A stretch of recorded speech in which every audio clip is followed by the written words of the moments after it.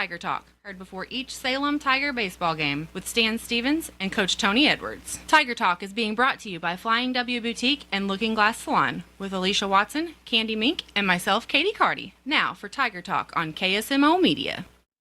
On the Tiger Talk, Stan Stevens and Coach Tony Edwards. Coach, Salem Tigers went down to Willow Springs, lost the game. A very difficult play, a couple of errors in the seventh inning, and a couple other errors through the game did not help the Salem Tigers. But still, an interesting game, 5-4. You had a couple of key two-out extra base hits that got Tigers runs, and then Caden Moody took advantage of some errors and circled the bases with a Little League home run. But when you look at back at that game, Coach, one that probably got away from the Salem Tigers. Yeah, it definitely did, Stan. It was a tough loss, tough break. It was one of those games where, I think we kind of came out flat and wasn't our true self. And, it was one of those games where, the wheels kind of fell off at certain times, and we weren't able to respond back from it. We made some key base running mistakes that cost us opportunities, and we did not field the ball very cleanly, and like I said, that allowed Willow Springs to have their fourth and fifth out, and they took advantage. And if you want to beat a good ball club like Willow like that, you're going to have to just basically keep it clean, and we certainly didn't do that. And when you commit, I believe it's 5 or 6 errors, and you're not going to win many ball games doing that. So, yeah, it's very unfortunate. Disappointing to say the least, but it's one we're looking past, and we're going to continue focusing on the future of SCA, and we'll see what happens. Blake had a real strong 4 innings in the 5th inning. It all started with a little pop fly in right field just out of the reach of Kane Barrett, and then some seeing eye hits, Coach, and then, of course, a real good hit by Jacob Roberts, a 2-run double for Willow Springs. They got all their runs in that 5th inning, and Blake was probably getting near the end of his rope, but he had pitched so strong, but a lot of those hits weren't even quality hits. They just got through the infield or just fell out of the reach of somebody. Sometimes baseball's like that, Coach. Yeah. I told the team after the game, pitching did not lose that game for us. Blake was very effective, gave us a very strong performance, kept us in it, and so did Roy. I thought Blake and Roy both did a fantastic job of mixing their speeds up and hitting their spots and getting ground balls when we needed. Like I said, we have to. We as a team have to be able to pick our pitcher up and make the routine play and find a way to manufacture runs. And when you're not doing that defensively or hitting the baseball, that takes a toll on our pitchers and rightfully got us a loss. So, yeah, Blake pitched another stellar game, I thought, overall, and Roy came in and did a nice job stepping up. We just didn't support it. We got to do a better job of putting the ball in play. Seeing the curveball, staying back and driving the baseball back to the right field like we're used to, and making the routine play. Like I said, very unfortunate, but it's something we're going to address and hopefully fix here today. I know we're going to be playing Waynesville today, but I wanted to get in this reminder about Monday's game with Thayer. It's not going to be at Thayer. It's going to be in the Salem baseball complex here at the high school field, and of course this is due to some ravaging waters that tore their fence out and hurt their field down there at Thayer. And Coach, we will be the visitor at that game, but that game Monday will be at 4:30 here in Salem against Thayer. Yeah, that's correct. Coach Pitts emailed us a few weeks back, said they were having a lot of issues with the flooding and their field being washed away with the fence and just some overall cosmetics, and right now they've got some insurance and some adjusters dealing with that. So, Thayer's doing all their away games basically this year with their home being set the way it is. So Thayer will be arriving to Salem on Monday in a conference matchup in Salem instead of going to Thayer. But like I said, they will be the home team. We will be the visitor for that. And I want to make sure Salem Tiger fans knew that game will be here at Salem. But again, Thayer will be the home team. But today it's Waynesville, the Tigers of Waynesville. And this is an interesting team. Waynesville's usually very, very athletic. And this time they might even be a little bit on the young side, Coach. But you never know what the Tigers are going to throw at you. They're going to be probably fairly fast, but a little bit of inexperience might be in there too. We know Tigers played Tigers last year in a game that kind of threw in there. So you're not totally unfamiliar with this team, but a team we don't play as often as we used to. No, we don't. We've picked up Waynesville on the schedule a few years back, I think about 3 or 4 years ago. And, what they also come to our Salem tournament. So we do see them 2 times throughout the course of the year. And, we've been pretty fortunate enough to play pretty good baseball the last couple of years against them and put some runs up on them. So, yeah, you never know. Waynesville, they can sneak up on you real quick. They are a Class 6 school. They play a very tough schedule. And, we've got to be ready. We've got to match what they match.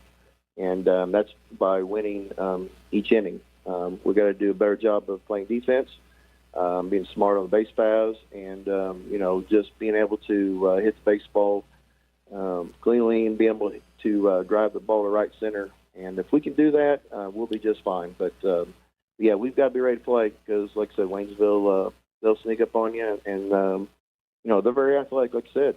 And if we're not ready to play, they will take it to you pretty quick. And I think Salem needs be a little bit more opportunistic when those opportunities come their way. Not to say that they don't take advantage of errors like we did against Willow Springs, but there are times that we could be maybe a little bit more aggressive. Maybe not, but also there are times that can happen. But, Coach, you really want a complete ball game out of these guys. Good hitting, good pitching, good fielding to come off that game at Willow Springs with a very positive attitude going into the Easter holiday. Yeah, definitely. That's, that's my philosophy, and I've preached to these guys the last 4 years is, the key to winning baseball games is you got to be good at all 3 phases, and that's hitting, fielding, and pitching. We talk about it all the time on the radio, and we weren't good at any of those 3 against Willow, and it showed. So, yeah, if we want to continue to play well, we've got to strike the baseball. Our pitching I think has been pretty strong for the most part, so we got to continue that. And we just got to do a better job of focusing and making the routine play. And if we're good at all 3 phases, we're a tough team to beat. So hopefully we can do that today against Waynesville, and we'll be ready for a good game against Thayer on Monday. All right, Coach, the very best of you, our very, very best of luck tonight for you and the Tigers at home against the Waynesville Tigers. We wish you the best, Coach. Thanks, Stan. Appreciate it. Stay tuned. Tiger Baseball is next. Thank you, Stan. That's been Tiger Talk with Coach Tony Edwards, brought to you as a courtesy of the Looking Glass Salon and Flying W Boutique. Stay tuned. Salem Tiger Baseball is next. I am a Missouri Farm Bureau insurance agent, and I'm here to talk about life, your dreams, your work, your family, and how you can protect it all with a company that will talk to you with the honesty of a farmer and take care of you with the integrity of a neighbor. I'll make sure no detail is left uncovered so your family can breathe easy. Because just like you, I chose to build a life in Missouri too. I'm a Missouri Farm Bureau insurance agent, and I'm from Missouri for life.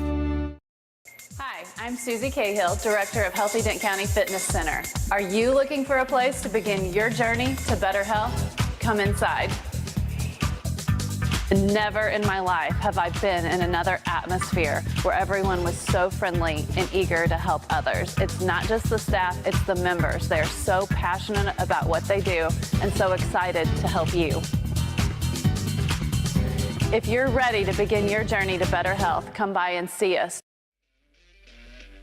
Welcome to this KSMO Media broadcast of Salem Tiger Baseball. Today's game is brought to you by Town & Country Insurance, Tax Masters, Southwest Baptist University Salem Campus, Terrell Complete Auto Care, Edward Jones, Duncan Family Chiropractic, State Farm Insurance, Salem Trust Manufacturing, Progressive Ozark Bank, Stephen Patterson, Attorney at Law, Riverways Federal Credit Union, Healthy Dent County Prevention Coalition, K&H Auto Supply, Farm Bureau Insurance, Country Mart, the Bank of Salem, Napa Mooney Auto Supply, Your World Today, Town Screen, New Life Auto, Salem License Bureau, Legends Automotive, On the Spot Auto Glass, Mid-Ozark Animal Health Center, Jet Tire and Auto, The Technology Junkyard, American Family Insurance, United Country Real Estate, Southtown Furniture, Healthy Dent County, Ozark Overhead Door, Hub's Tire Center, Looking Glass Salon, Flying W Boutique, and Discount Bins of Salem. Thanks to those fine sponsors, we're able to bring you Salem Tiger Sports and community events right here on KSMO Media.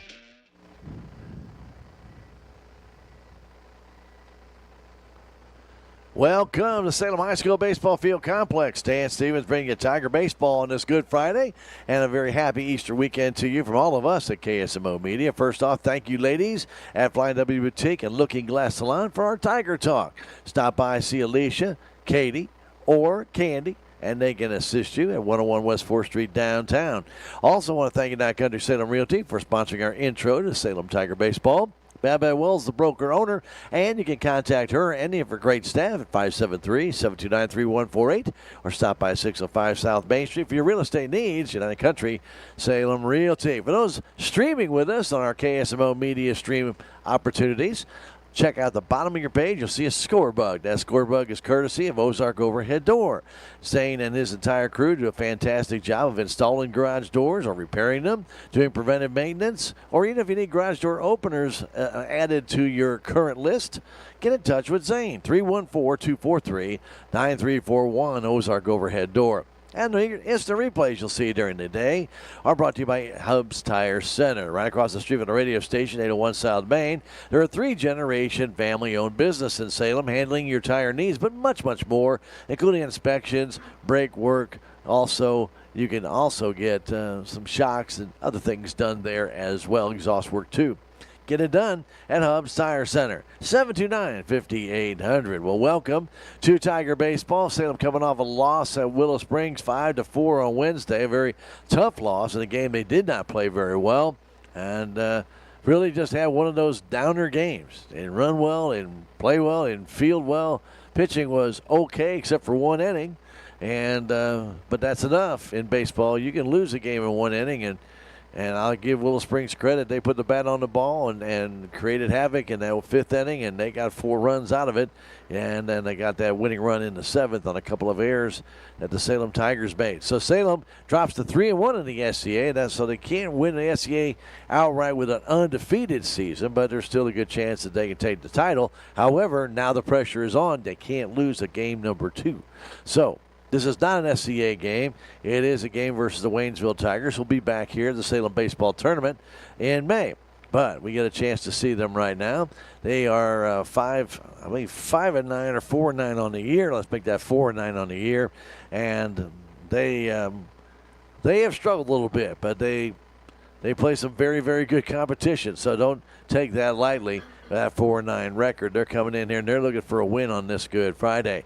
And right here at KSMO 1340 AM 95.7, we appreciate you being with us for our starting lineups. That starting lineup brought to you by Your World Today, and also our friends at Flying W Boutique and Looking Glass Salon. Starting out at catch and starting at the leadoff spot today is Silas DuBois. Cade Moody will be in center field, and he will be batting second. Roy Stevens at shortstop bats third.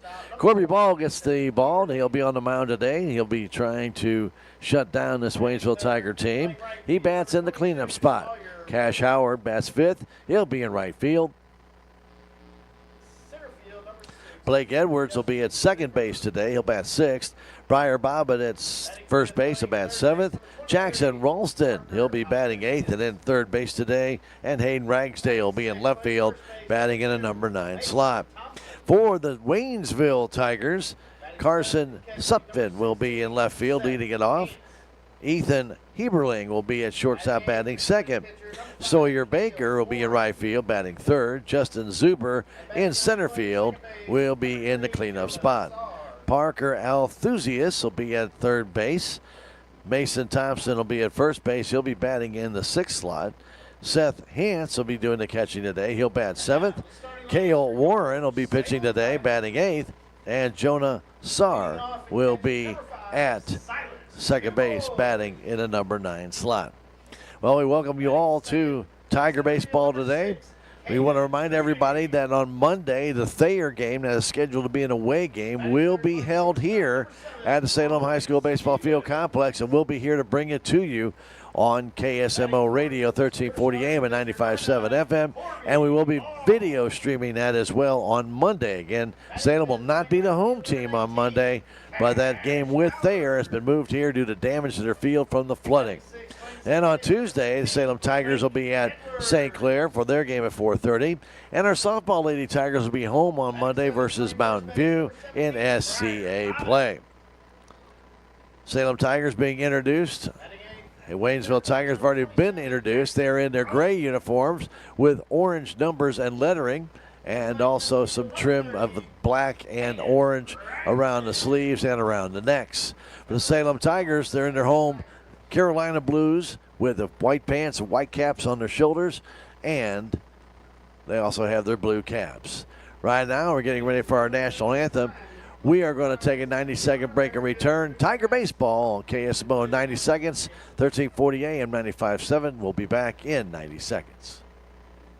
Mid-Ozark Animal Health Center in Salem is here for all of your veterinary needs. From your house cat to a herd of cattle, Dr. Cunningham and her expert staff are here to help. Mid-Ozark Animal Health Center is committed to providing your animals with the highest level of care and support. Schedule an appointment today for checkups, boarding, surgery, supplies, or even 24/7 emergency services for established clients. Stop by or call in today and get the veterinary care that your pets deserve.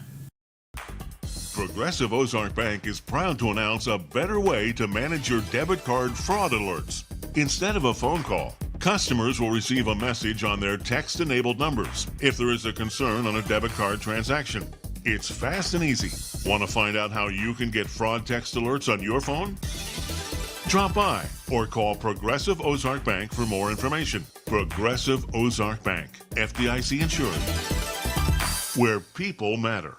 Every project is different, which is why Salem Truss uses modern engineering software to design, then construct quality trusses for your home, barn, or business. The size of the job doesn't matter, but the quality of the work does, which is why Salem Truss will deliver their trusses anywhere. Proud to support the Salem community, they're open Monday through Thursday from 7:30 to 4:30 and Friday from 7:30 until 11. For more information, call Salem Truss at 729-9276. All right. Happy birthday to Jerry Ann Ball. Clay Moody let everybody know Jerry Ann's 39. That's great. Heck of a guy. All righty. We appreciate all of you being with us today at the park. Overcast skies. And as we take a look at that, hopefully we'll stay away from the rain. There's a possibility of a little shower activity, but hopefully that will miss us. At least it looks for tonight might miss us.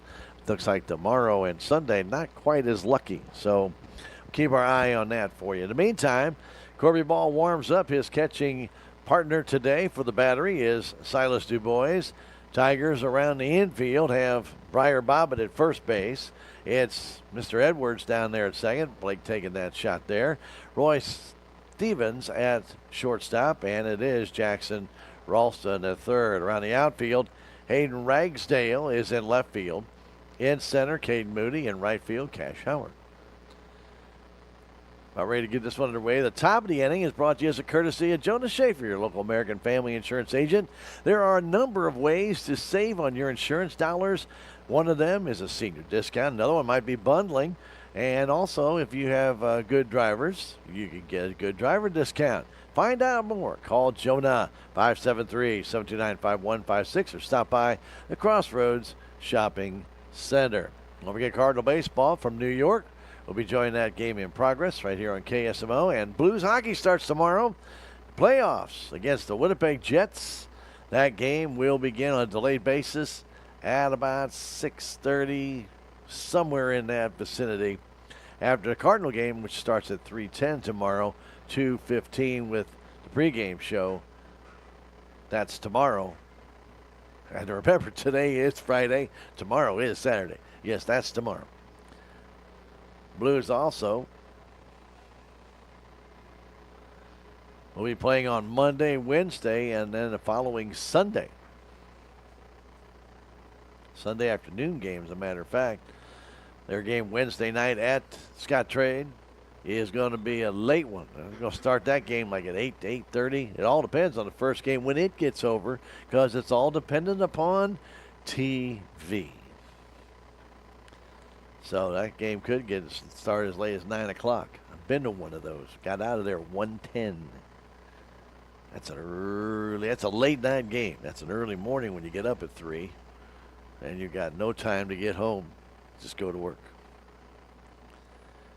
And they didn't win the game. That was the worst part. But anyway, they lost in overtime. That's a killer. All right, we're ready to get this one underway on this Good Friday. Again, thanks for joining us here on KSMO Media. All right. Carson Sutphin, their left fielder, stands in from the right side. He'll be facing Corby Ball. Corby, a right-hander, waits for Sutphin to stand in. We're about ready to get this one underway. First pitch called by Silas DuBois. Corby Ball brings it home, and it's a little bit high, ball one. In at the edge of the infield, cutout is Mr. Ralston. Otherwise, everybody back on the infield dirt. Pitch from Ball comes home, and there's a high fly ball to left field. Ragsdale backs up. Now changes his positioning and makes the catch. The ball was hit very high in the air. And there's one out. Ethan Heberling will in. Ethan wears number 4, plays shortstop, left-handed batter. Sutphin got underneath that one. Should have no trouble seeing the ball with the clouds up there. The white ball up against the darker clouds. Now, some of the lighter ones could produce a little bit of a problem, but I don't think that's going to be much of an issue today. Shouldn't be darting in and out of clouds, so hopefully not. 1-0 the count. Heberling, left-handed batter, deep in the box, but on top of that plate. As that bat cocked down, the pitch from Ball is high, 2-0. Again, Salem will be hosting Thayer on Monday. That game was not originally scheduled as a home game. That game had to be moved due to Thayer's field getting some pretty good catastrophic damage from the flooding. Here's a swing and a miss as Ball took a little something off. Sawyer Baker waits on deck for Waynesville. 4-9 coming into this game. The Tigers left-handed swinging shortstop. Heberling waits, and he fouls that one off to the left. Heberling, a good-looking athlete.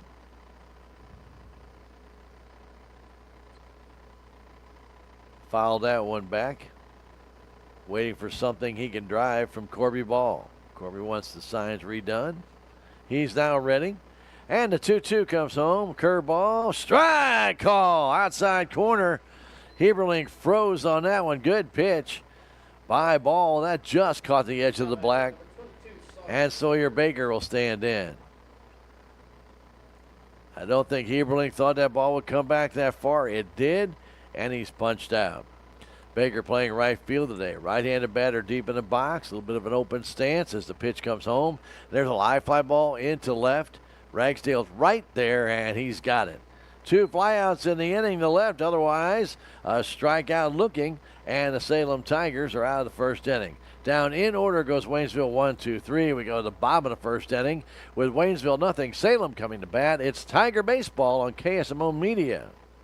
Southwest Baptist University campus in Salem provides quality higher education close to home for residents of Dent County and the surrounding areas. The classes at SBU Salem campus are taught in the afternoon and evenings, making a degree attainable for people who are in the workforce or can't afford to go off to get a degree. We offer degrees in nursing, which is an RN Bridge program, elementary education. For more information on the degrees and programs, please contact admissions counselor Chris Welch to schedule an appointment as a prospective or returning student. Southtown Furniture.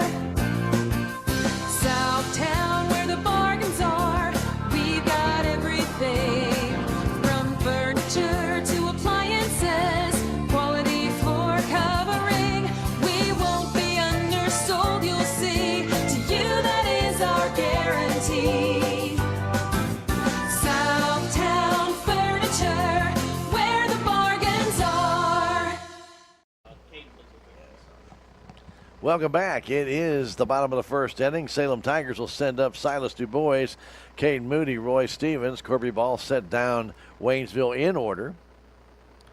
They have going to the mound today Cale Warren. Cale, a tall right-hander. Well, we got a couple of tall right-handers for Salem. That's 6'5", 6'6". This guy's just about in the same position. Very tall right-handed batter, a right-hand pitcher. Doing the catching today will be Seth Hance. He throws it down to second base. Here's the infield lineup. Mason Thompson at first base. At third base, Parker Althusius. At shortstop, Ethan Heberling. And at second base, Jonah Sarr. In right field, it'll be Sawyer Baker. Left field, Carson Sutphin. And in center, Justin Zuber. Du Bois will stand in. Silas had a chance to score on a walk Wednesday down at Willow Springs, and he also had a sacrifice bunt in the 7th inning, but Salem did not score in that opportunity. They had runner at third base, and they had him there with 1 out, but Tigers could not score. Pitch comes home, fastball outside. They had that runner at second base with 1 out. Went to third and was there with 2 out, but Salem could not get him in. 1-1 to count to Du Bois. A pitch coming in. That's a little bit high with a fastball. Lights are on here at Salem. Come on out. Enjoy the day. Easter weekend. Many people are on the road today, but if you're here, come on out. That pitch up and in, but it caught the inside edge. 2-2. Right under the hands of Silas Du Bois is right on top of that plate. His 1 foot is right at the corner of the batter's box, and that fastball's outside. It's 3-2.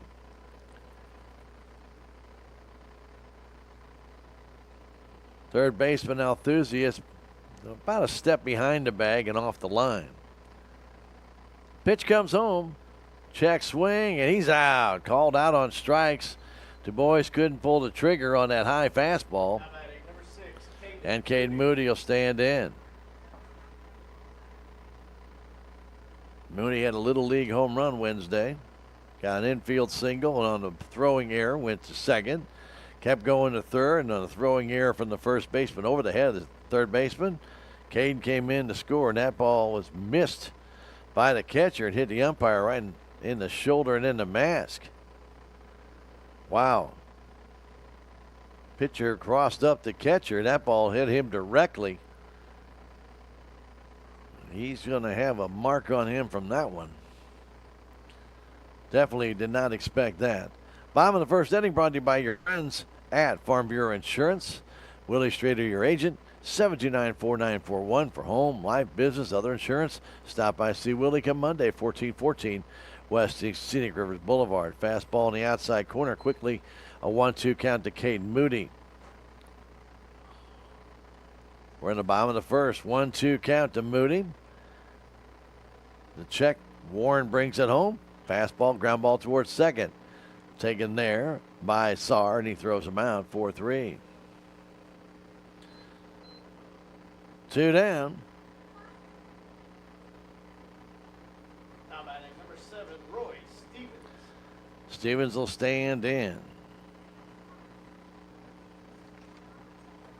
Roy had a big RBI triple in the 3rd inning at Willow Springs on Wednesday, a 2-out triple. Brought in Silas Du Bois. Curveball, a swing, and a miss. That one got the umpire as well. Wow, he's having a bad day, and we're in the 1st inning. This could be a long afternoon.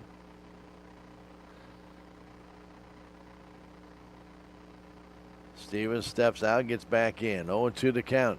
Pitch comes home, and a swing and a miss. Down on strikes goes Stevens. 2 strikeouts in the inning for Warren. In order, down the Salem Tigers go 1-2-3. We've now played a full inning. We go to the top of the 2nd inning with no score. Back in a minute. Tiger Baseball, KSMO Media.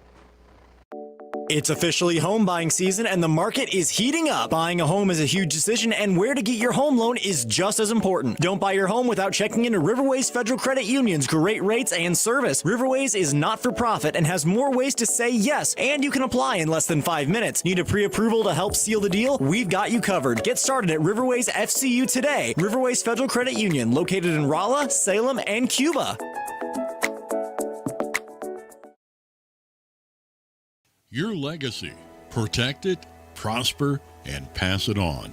Stephen Patterson, attorney at law, specializes in real estate planning, probate, family law, and business law. A Salem native, Stephen Patterson provides comprehensive representation to clients throughout southern Missouri. If you need assistance, contact Stephen Patterson, attorney at law, at 573-453-2529. Welcome back. We go to the top of the second inning. Top of the inning brought to you by your friends at American Family Insurance. Jonah is there and ready to answer questions you might have. 1104 South Main Street in the Crossroads Shopping Center. Jonah Schaefer, your local American Family Insurance agent. I'd like to thank our friends at Technology Junkyard for being a proud supporter of your Salem Tigers. 37,228 Highway 72. You know, they had refurbished monitors, computers, even a couple of laptops, but they've sold out a lot of those laptops. Of course, Chris will be working to replenish them, but in the meantime, they still got plenty of electronics over there. Check it out for yourself at some incredible values. I know, because I was over there and bought me a laptop today. Today, I say. Today.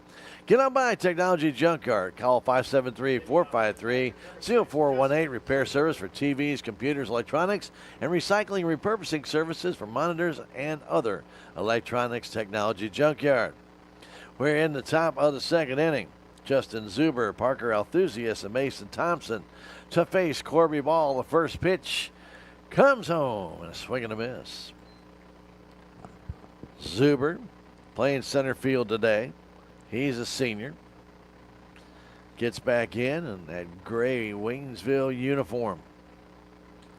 Sign from Du Bois. The pitch comes home from Ball. That ball outside and low. Zuber checked his swing. 1-1 to count on this Friday afternoon. Right-handed batter back in. Crowds that plate just a little bit as Ball brings it home. Curveball inside corner for strike two.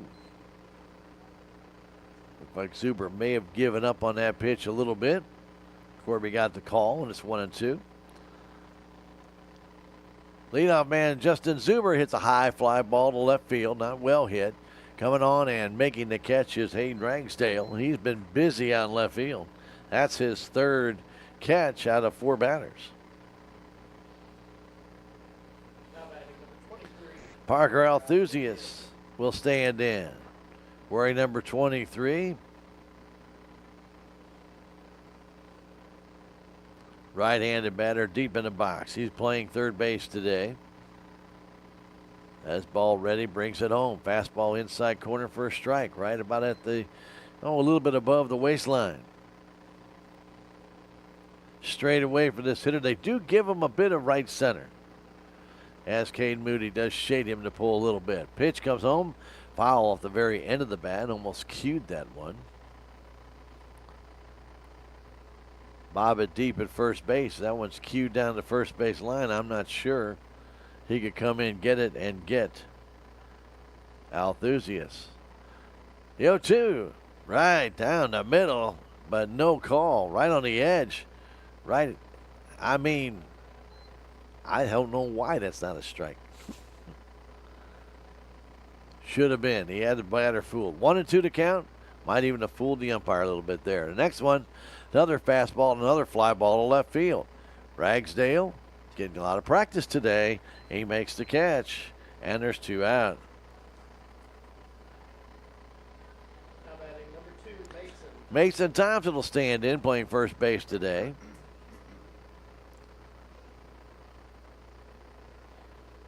Extra pitch for Corby Ball. You know, a lot of people say, well, it's no big deal. But with the pitch counts today, every extra pitch you have to throw is a big deal, because it can really, as a coach, limit how many pitches that pitcher can pitch.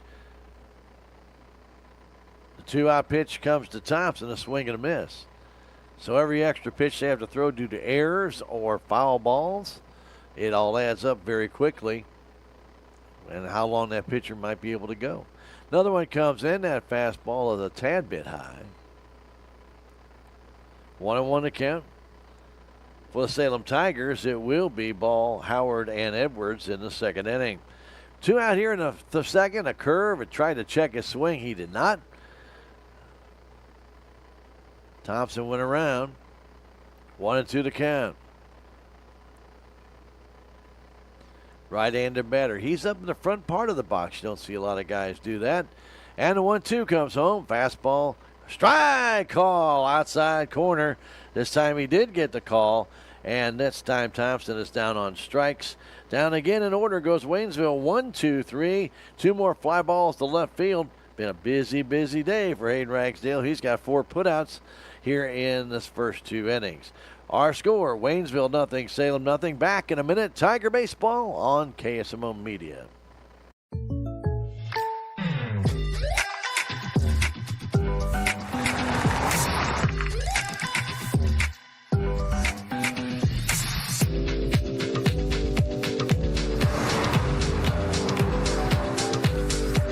For your surprisingly great rates, contact your local State Farm agent today. If you want the real deal, call State Farm agent Cameron Irway in Salem today. Like a good neighbor, State Farm is there. With tax season fast approaching, you might have some questions that you need answered. If so, give the Tax Masters a call. They have over 40 years of experience and can handle all types of accounting services plus certified e-filing. Don't ever let yourself be a slave to the IRS. Come and see Jackie or Beth at Tax Masters, located at 107 West 4th Street here in Salem, or call 729-3001.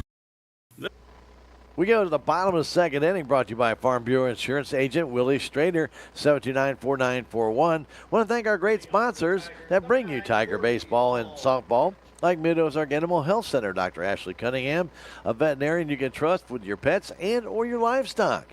Get in touch with her, 573-729-4031, or drop by 900 West Scenickers Boulevard. Dr. Ashley Cunningham at Mid-Ozark Animal Health Center. Back to work, we'll go.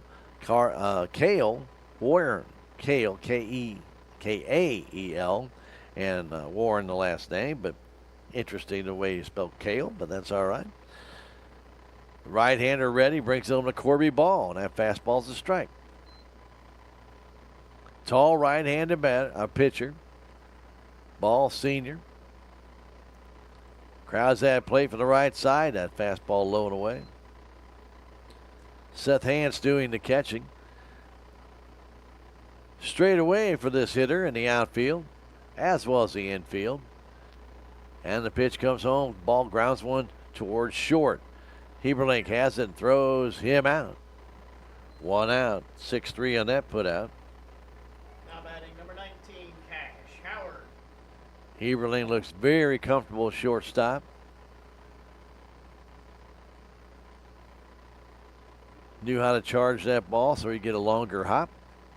That's an art. It's not always what a player, especially high school players, are very comfortable doing. They'll sit back and wait for it, and then it shorts hop them. And they have an issue with that. Cash Howard standing in, takes one low. Cash playing right field today.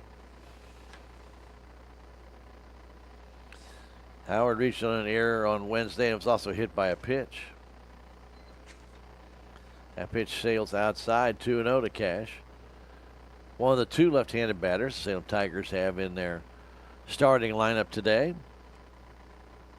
He waits, takes one line, on a hard one-hopper past Heberling in the left field for the first hit of the game. That ball inside-outed by Cash. He's got a nice, natural inside-out swing, and he hits the ball hard when he usually goes to left center. That ball, Heberling saw that ball coming, was going to hit about 2 feet in front of him. He tried to kind of olay it. There wasn't much else he could do. And Blake Edwards will stand in. Runner first base. 1 out. Hole on that right side where they're holding on Howard. And the pitch low gets away. And Howard to go to second base on the wild pitch.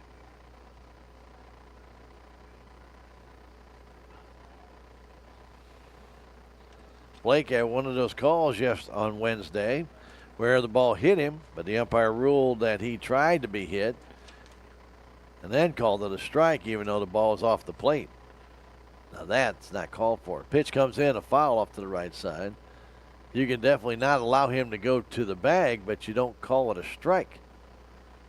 But he did. The ball hits you and you're not over the plate. You can't call it a strike. 1-1 to count, one down. We are in the second inning. The pitch. Low gets away. Howard trying to go to third. The throw down there. Not in time. Ball did not get away from Hance very far, about 7 or 8 feet. And Howard, shiny on the spot, which Salem was not on Wednesday at Willow Springs, moved up that extra 90 feet. So he's there at 1 out for Blake Edwards. A fly ball could get him home or a ground out. The pitch, but Edwards is hit. Hit right in the Kabokamosis.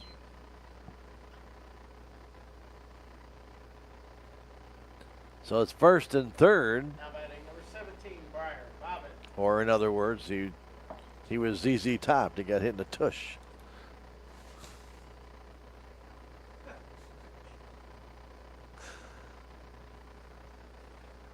One out, Bobbitt at the plate.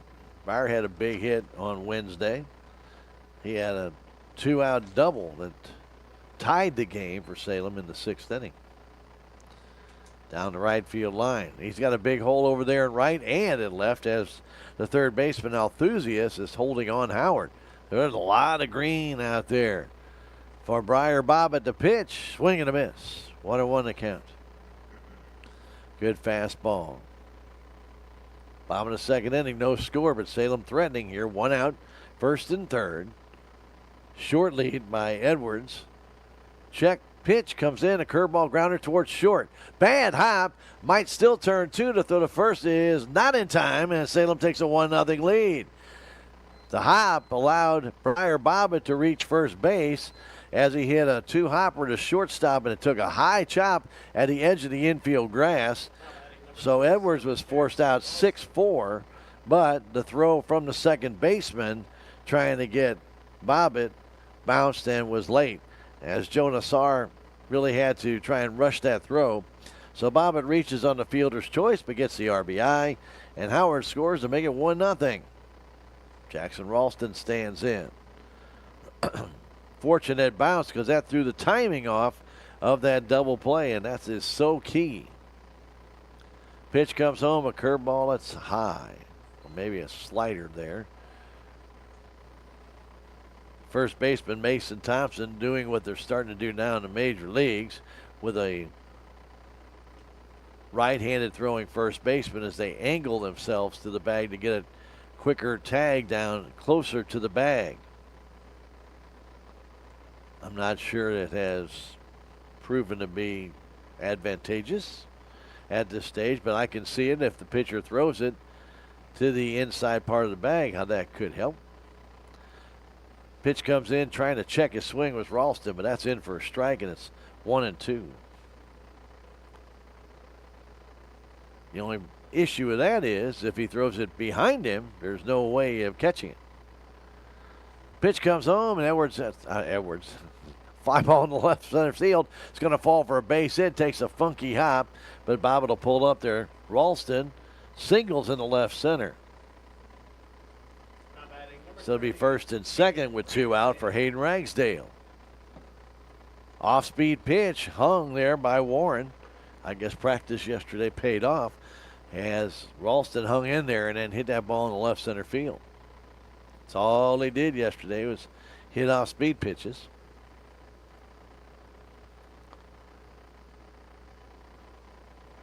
As Braxton Wilbanks probably threw 10, 12 fastballs that whole game. Pitch a swing and a miss. A good fastball by Cale Warren. Tall right-hander gets ahead of Ragsdale. First and second, 2 down. Run in. Salem 1-0 over Waynesville. The pitch comes home. That's a nice curve. In for a strike, 0-2. Ball sweeping in, thrown right at Ragsdale. The 0-2 pitch comes home. A fastball, swing and a miss. Jammed him with a nice pitch. It tailed back in. Third strikeout of the game for the right-hander, K.O. Warren. But Salem Tigers do score 1 run. They do so on 2 hits. There was no errors, and there are 2 guys left. We've now played 1 full, make that 2 full innings. Salem Tigers lead at 1-0. We'll come back in a minute. It's Tiger Baseball on KSMO Media. This is Mike Elliott from Town & Country Insurance. As an independent agent, we shop many different companies, allowing us to find the best value for our clients. Town & Country Insurance has been serving South Central Missouri since 1963. We have offices in Salem, Rolla, Licking, and Mountain Grove, and would welcome an opportunity to show you what we can do for you. Stop by 400 West Scenic Rivers Boulevard, located inside the Town & Country Bank, or you can call our office at 729-6624. Terrell Complete Auto Care is a full-service auto repair center in Salem. They offer full-service oil changes as well as $2 discounts on Tuesdays for all ladies, and Wednesday is Senior Citizen Day. Plus, Terrell Complete Auto Care can take care of all your auto and diesel repair needs. They offer free pickup and delivery in town. James and Sheena and the staff of Terrell Complete Auto Care are proud to support the Salem Tigers.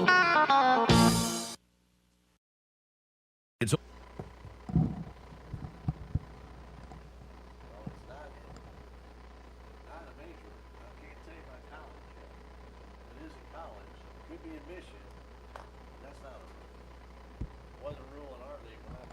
We're getting ready for the top of the 3rd inning. Top of the 3rd inning brought to you as a courtesy of American Family Insurance Agent Jonas Schaefer, who wishes you and yours a very happy Easter. Remember, if you need insurance, see him in the Crossroads Shopping Center come Monday. Jonas Schaefer, your local American Family Insurance Agent. Bottom 3 in the order for Waynesville: Seth Hance, K.O. Warren, and Jonas Sarr. 1-0 Salem Tigers on the RBI groundout by Briar Bobbin. Waynesville could not turn that double play. Number 16, Seth Hance.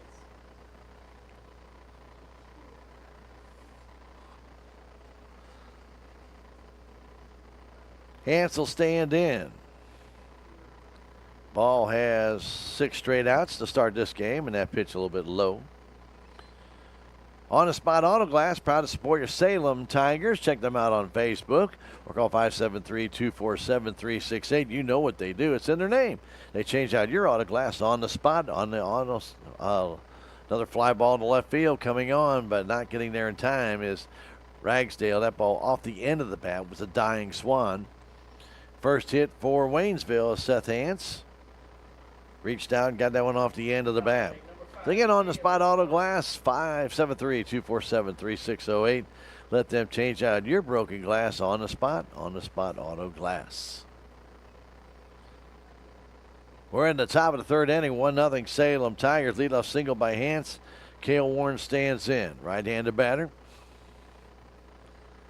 Hance, a short lead. Oh, he's got a pinch runner, I believe.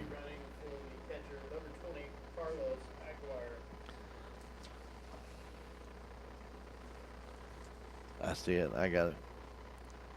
So Carlos Aguirre stands in at the first base bag, intending to give Seth Hance a little time off. Those catchers and pitchers can get automatic courtesy runner. Aguirre with a short lead.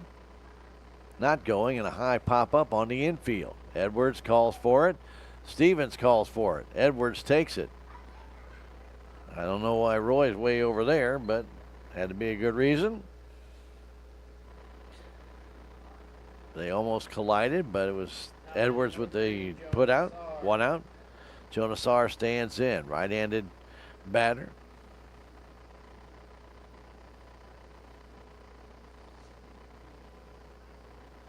Sarr Jr. bats to the right side, swings and misses. Went fishing for that off-speed pitch by Corby Ball. Ball's given up 1 hit as he's at the 9th man in the order. That was Seth Hance with that single. Aguirre at first base. Looking like he wants to run. They picked him off as Ball got over there. Now throwing it to shortstop. Now back and trying to get it to Ball was Roy Stevens. Goes off the glove of Corby Ball. He tried to tag him before he had the ball. And it went off the webbing of the glove, and that'll be an error. Throw is high, but not uncatchable. And so the error is on Ball, who was covering the bag. He picked him off by 6 feet. Briar Bobbin may have thrown that ball a little bit too early. You want to chase the guy down a little bit, then get it back to your shortstop, who then runs him back to first base. So in the case of what just happened, there is a drop. He's no further than he was to begin with. However, it was an out given away by the Salem Tigers. And a pop foul back and out of play on a reaching swing by Jonas Saar, and it's quickly 0-2. Another opportunity lost by an error. Corby did a good job of picking him off, but the rundown not well executed by the Salem Tigers. 0-2. Another throw over to first base. He's back this time.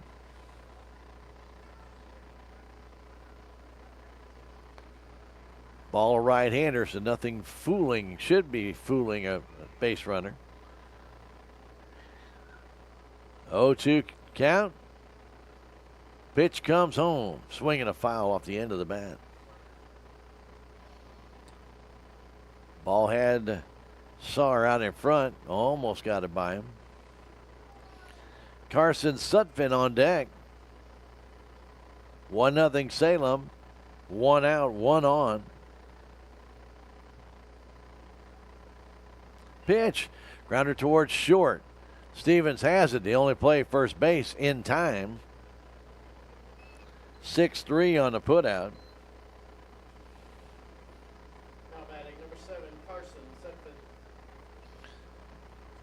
So Sutphin will stand in. Aguirre got a good jump on that ball just to Roy's right. He had to go get it. And his only play really at first base. Sutphin flew out to left his first time. That ball kind of go through the legs of Du Bois to the third base. They got a chance, but and they called him out. And they may want to appeal to home plate umpire, and I think they are. Ralston was on his heels trying to reach back, and it looked like the base runner actually got in. But the on-base umpire called him out. Waynesville not leaving the field on the offensive side. Salem has already come in the dugout. And they're going to keep the out call. So they're going to say that Aguirre was out 2-5 on the throw to retire the side. No runs, a hit, 1 error, nobody left. We've now played 2.5. We go to the bottom of the third inning with the Salem Tigers up 1-0. We're going to come back in 1 minute. It's Tiger Baseball on KSMO Media. It's only because of our incredible sponsors we're able to bring you Salem Tiger sports and community events. A couple of those sponsors include Discount Bins in Salem. Discount Bins has truckloads of new merchandise each week, and the prices drop every day until they're gone. Jet Tire and Auto, Salem's only licensed Lucas Oil Service Center. Drive in today at 800 South Park Avenue right here in Salem. Thanks to these fine sponsors, we're able to bring you Salem Tiger sports and community events. Welcome to Salem, Missouri, where the charm of the past meets the beauty of the Ozarks. At United Country Real Estate, we're proud to serve the heart of southern Missouri, connecting buyers and sellers across Dent, Phelps, Texas, and surrounding counties. Whether you're looking for a country home, historic property, or recreational land, our local experts live the lifestyle they sell. Contact us today at 573-729-3148 and discover the perfect place to live, work, and play with United Country Real Estate in Salem, Missouri.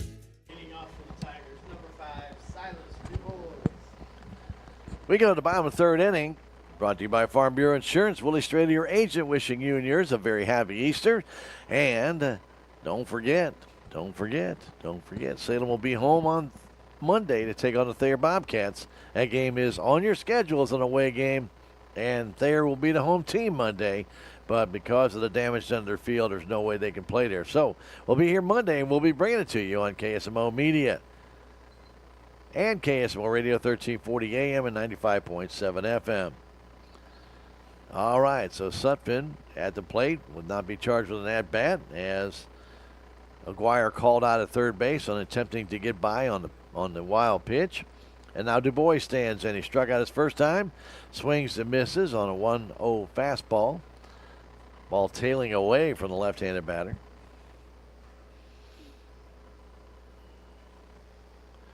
Moody and Stevens to follow. The pitch comes home off speed, outside and high. Took a little something off. Didn't really follow through with that curve and pull it down.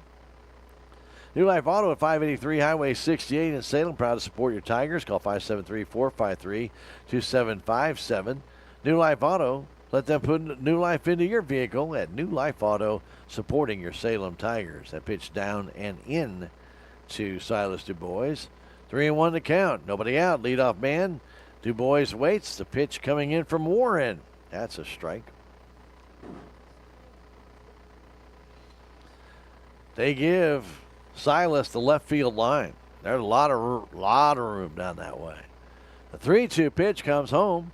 There's a grounder towards short. Heberling has it to throw to first base in time. Silas hustling all the way, was thrown out by about a step.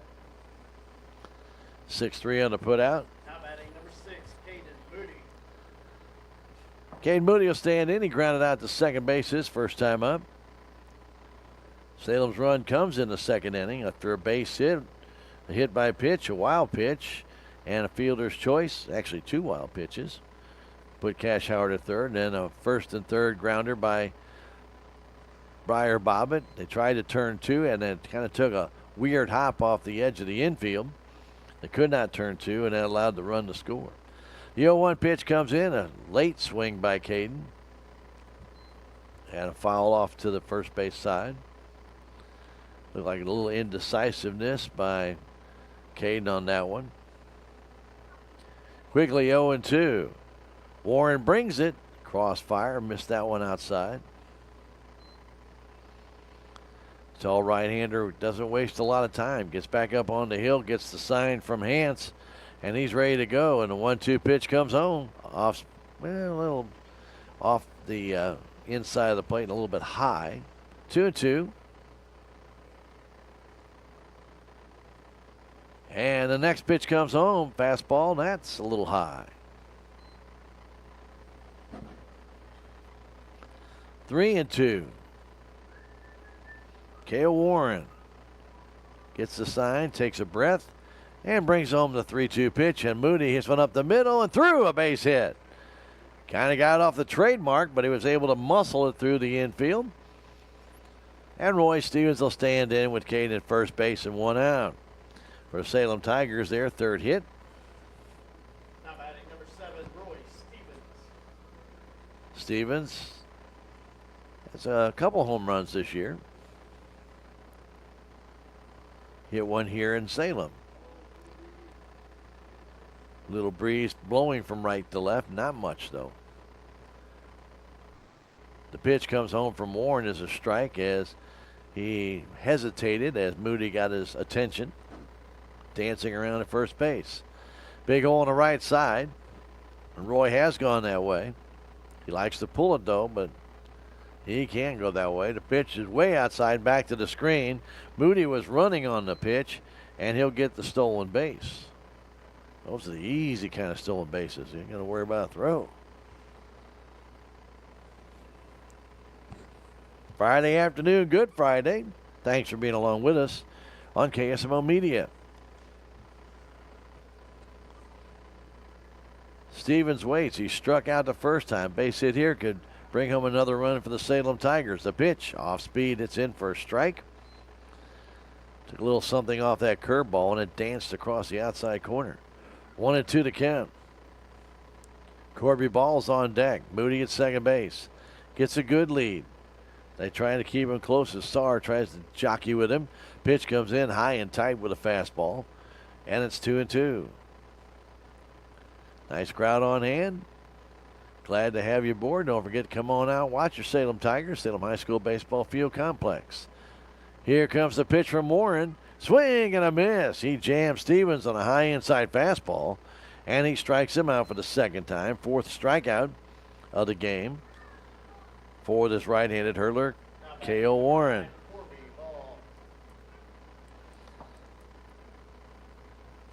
Salem next week will be a busy week. We're taking on Thayer Monday. They'll go to St. Clair on Tuesday, have Liberty here Thursday, and they'll be at Plato on Friday.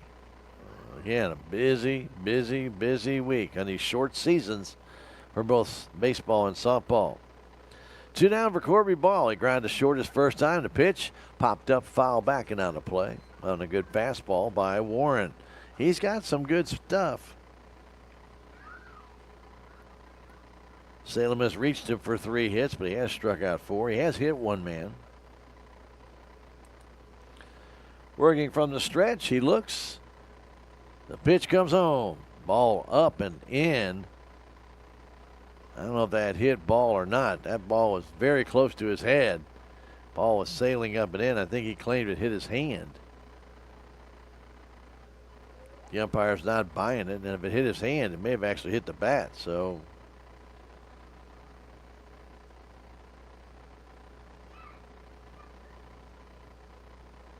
timeout call. They're going to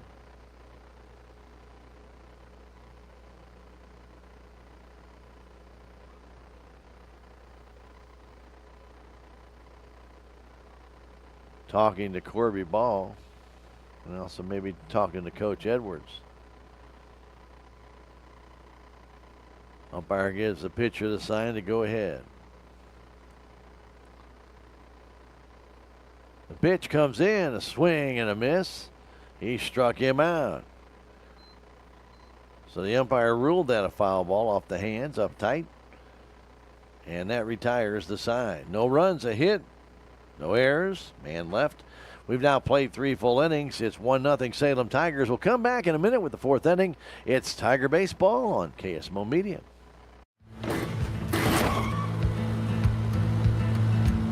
Sorry, Dad. Sure, you could get him a new car. You could also light a pile of money on fire. Because as long as Mr. It wasn't my fault takes the wheel on occasion, maintaining this car is your best option. So keep it running longer, stronger, with quality parts and a whole lot of Napa know-how. Dad, where are you going? It's only because of our incredible sponsors that we're able to bring you Salem Tiger sports and community events. Some of these sponsors include Looking Glass Salon, Candy Mink and Katie Carty, On the Spot Auto Glass, Hubs Tire Center, Ozark Overhead Door, The Technology Junkyard, Legends Automotive LLC, Flying W Boutique, Salem License Bureau, and New Life Auto. Be sure to thank these sponsors for bringing you Salem Tiger sports and community events.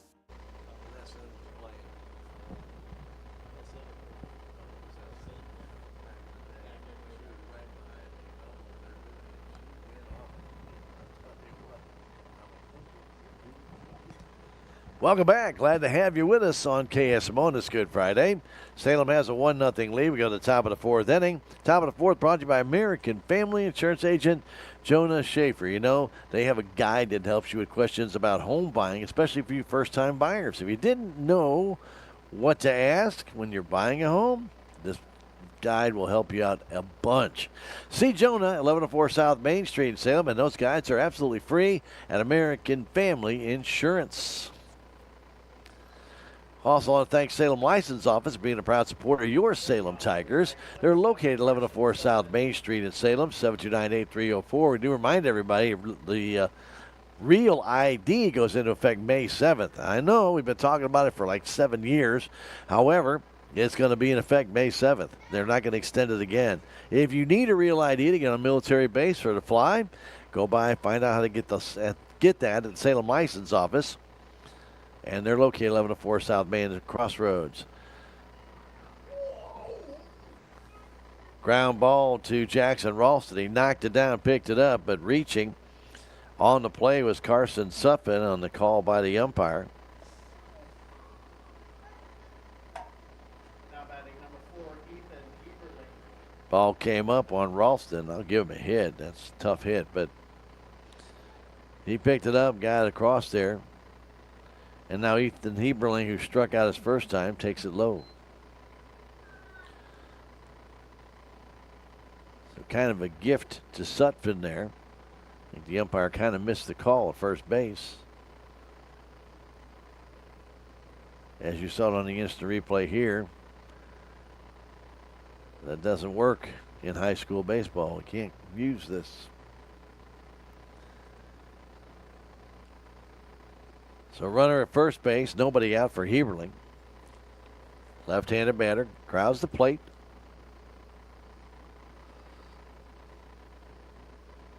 Big hole now right side with Bobbitt holding on the runner. The 1-0 comes home and a swing and a miss. Heberling took a real hard swing at that one. They give him right center, shade him to left center. And a 1-1 count. Pitch from Ball. Kind of crossed up Du Bois. Runner trying to take second. He will on the pass ball.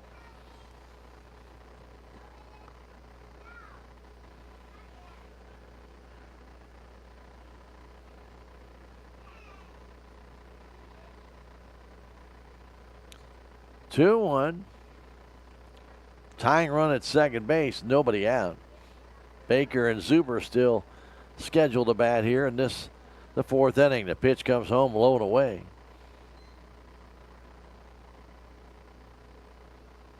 Three and one. Bobbitt on the grass at first base. Playing even with the bag is Ralston. Pitch comes home, a swing and a miss. Heberling showed bunt, pulled it back, took the swing. Bobbitt backs up a step or two, now even with the bag at first base. And the 3-2 pitch from Ball comes home. That ball's high, ball 4. So the first two have reached here in the fourth inning. And Sawyer Baker will stand in. He's flown out to left field. 2 hits in the game for Waynesville.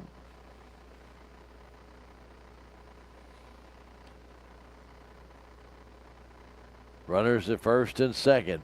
Baker waits. The pitch comes home way high. Goes off the glove of Du Bois, and that's going to be another pass ball as the throw to third not in time.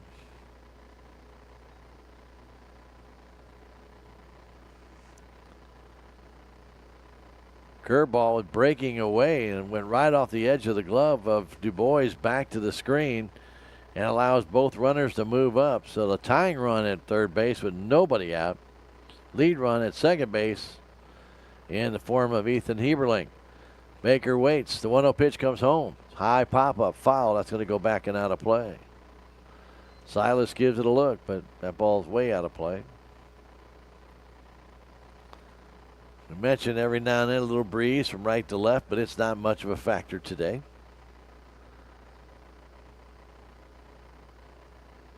Ball can use the strikeout or the pop-up on the infield. 1-1 the count, nobody out. Pitch coming to Baker. Here it is, way high. Took something off that pitch, but kind of looked like it didn't come out of the hand of Corby the way he wanted it to, and it stayed up in the zone. Sutphin at third. Heberling at second. The pitch, that's a strike.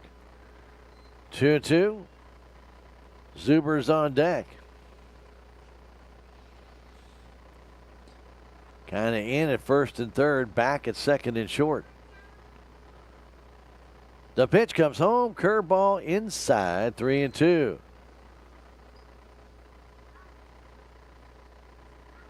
A hit and a walk, second and third, nobody out. From the stretch, ball brings it home, and it's low, ball 4.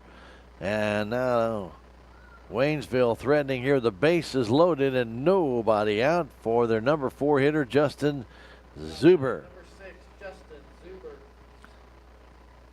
Corby Ball.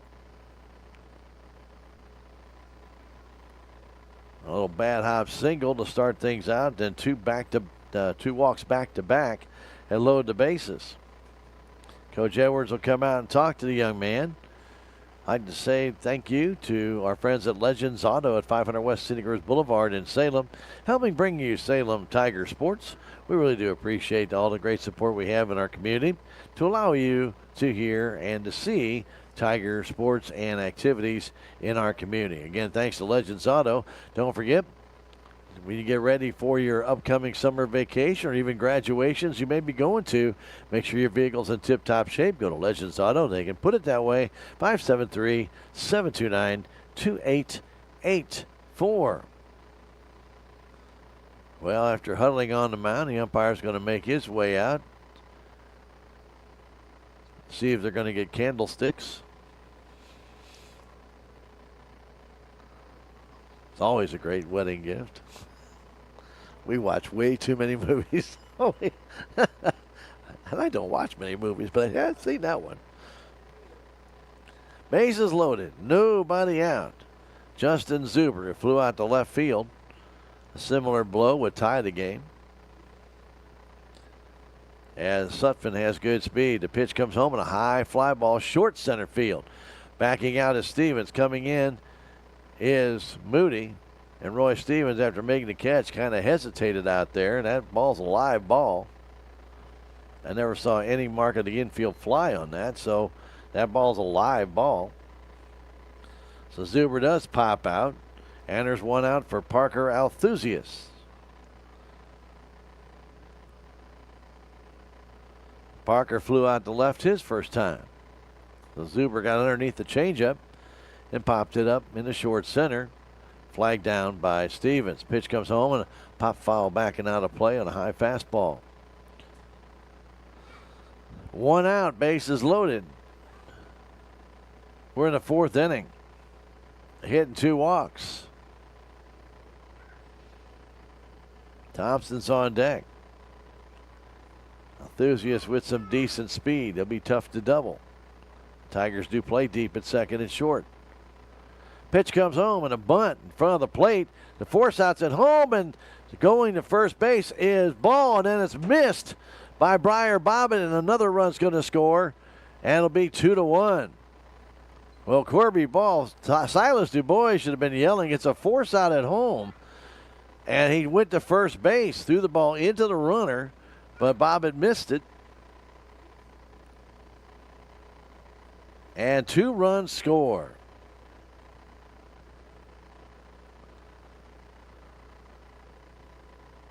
It's 2-1, and Baker ends up at third base. Althusius ends up at second.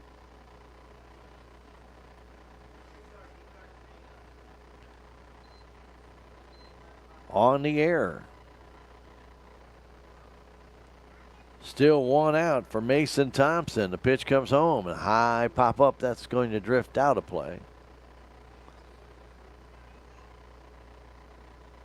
Usually a bunt with the bases loaded has to go up a line, and Althusius put it right in front of the plate. Corby Ball came in. Just should have flipped it to DuBois. They had time for the force, but he tried to go to first base.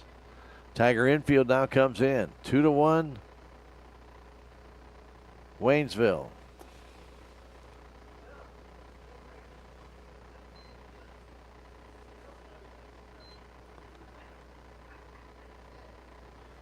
Thompson with a 1-1 count. The pitch. Ground foul.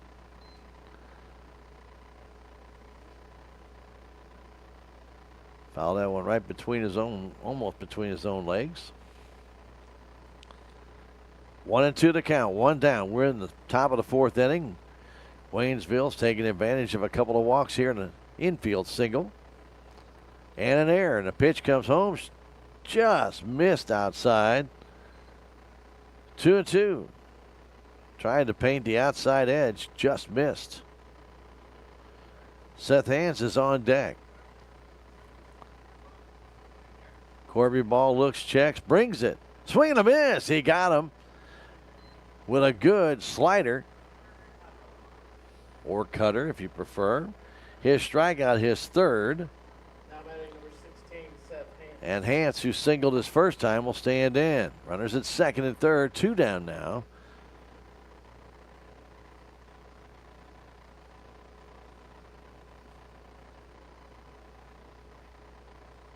2-1 our score. Ball working from the stretch with runners at second and third.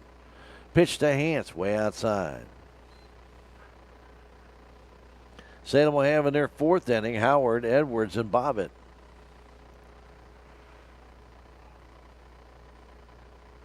1-0 count. Pitch coming to Hance. A swing and a miss on a high fastball. Up and in on the right-handed batter. He took a whack at it. At third base, it's Baker. At second base, our enthusiasts. 1-1 count, 2 down the pitch. That's high. 2-1. Hance singled back into third to lead it off. And then Aguirre, who came in to run for him, was thrown out at third trying to advance. Here's a high foul backing out of play. 2-2 on a fastball.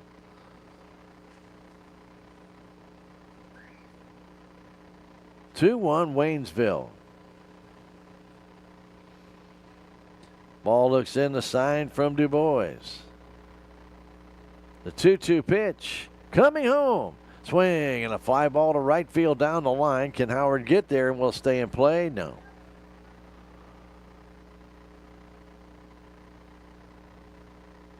Still 2-2. The ball actually out of play on the other side of the yellow fence line. It's capped here at the Salem High School baseball field complex. Just fell on the other side of that. Still 2-2.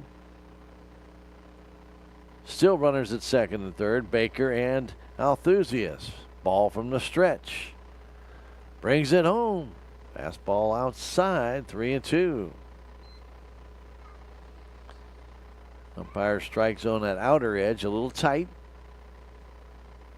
Had this been Wednesday, that would have been a strike 3 times over.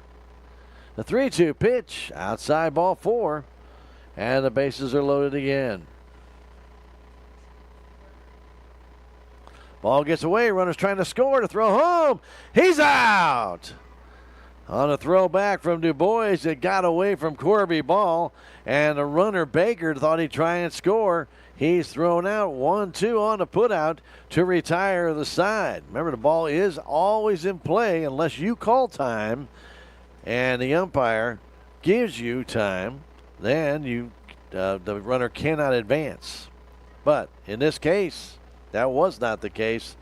And again, Baker tried to score. He's out 1-2. 2 runs on a total of 1 hit, 1 error, and there were 2 men left on base.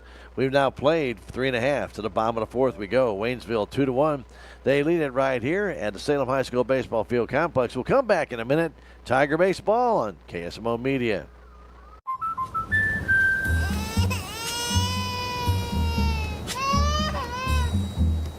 Life's better when you're under our roof. Because when you feel totally protected, you're free to enjoy your dreams.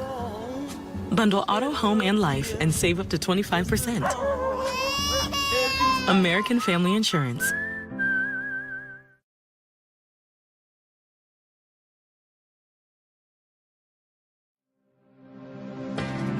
The Bank of Salem was founded in 1883 on the principles of local ownership, a commitment to the people of our community, local decisions, and a conservative approach to banking.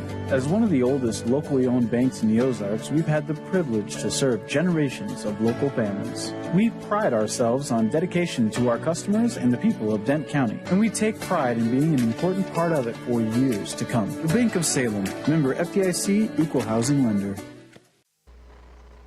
We go to the bottom of the 4th inning on this Good Friday. 2-1 Waynesville. Error allowing a couple of runs to score with the bases loaded on a bunt. You don't normally see a bunt, but again, the bunt in front of the plate, normally you go home with that, and Corby had time, but elected to go to first base. And in doing so, the ball thrown into the runner. Bobbitt could not make the catch. Went off his glove. And 2 runs were able to score. So Cash Howard will stand in. 2-1 Waynesville. But good job by Corby to pitch out of that mess. He got a strikeout with Some runners at second and third and only one out off Thompson. Also got Zuber to pop out with the bases loaded as well. So good job of pitching by Corby Ball, but unfortunately Waynesville taking advantage of that Tiger error to get 2 in there. So we are in the bottom of the fourth. First pitch to Cash Howard outside, ball 1.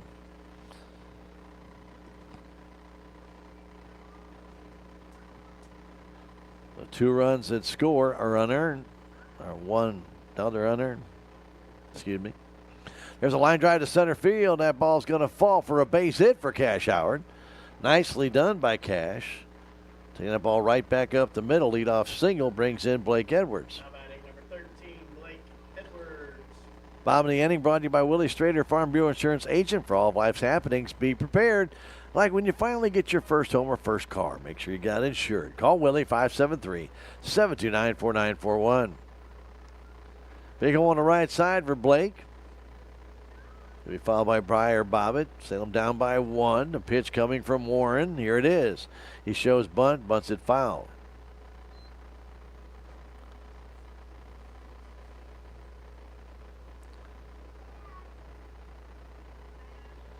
Edwards was hit by a pitch his first time up. The 0-1 comes home. Low and away, goes off of Hance's glove, trickles away about 2-3 feet. But Howard content staying where he was. Fourth inning action. Leadoff single by Cash Howard. His second hit of the game. Not a big lead for Cash. The pitch comes in and Edwards ducks underneath that curveball. And it's 2-1.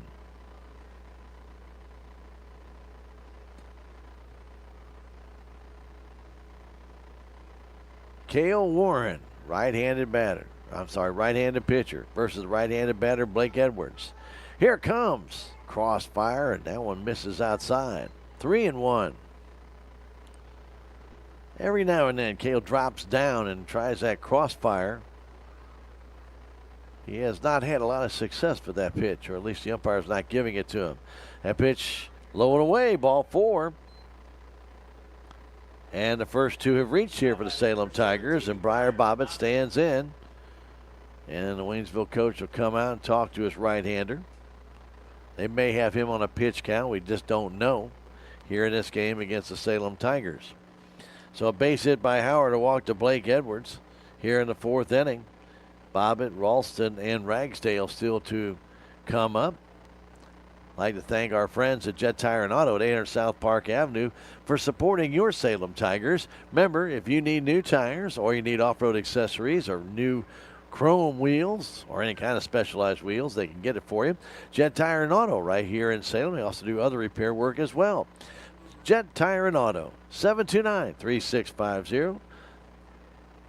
Or go online to jettiresandauto.com.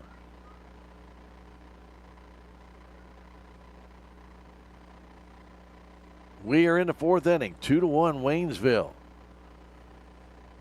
Cale Warren looks back at Howard at second base. The pitch to Bobbitt. Inside for a strike right on the inside edge. Knee high. Edwards at first base. He got there on a walk. They jockey back and forth to keep Howard close. Warren looks back, now brings it back, and a pop fly backing out of play. On a late swing by Briar Bobbitt, he's quickly in the hole 0-2. Straight away in the outfield for Bobbitt. A little bit of a hole on that right side as second baseman trying to keep him close, and a fly ball in the short left center field. Going out, and they can't make the catch is Heberling, and the bases will be loaded. Right off the end of the bat, a little pop fly single in the left center field. And that'll load the bases for Jackson Ralston. Heberling did everything he could to get out there, and he tried to actually field it on a quick hop to try and get the force out at third. But the ball eluded him, just bounced in a different direction than he was anticipating. So the infield comes in for Ralston, who singled his first time up. Pitch comes home. There's a ground ball to the right side. The play comes home, and he is out. on a bang-bang play at home plate.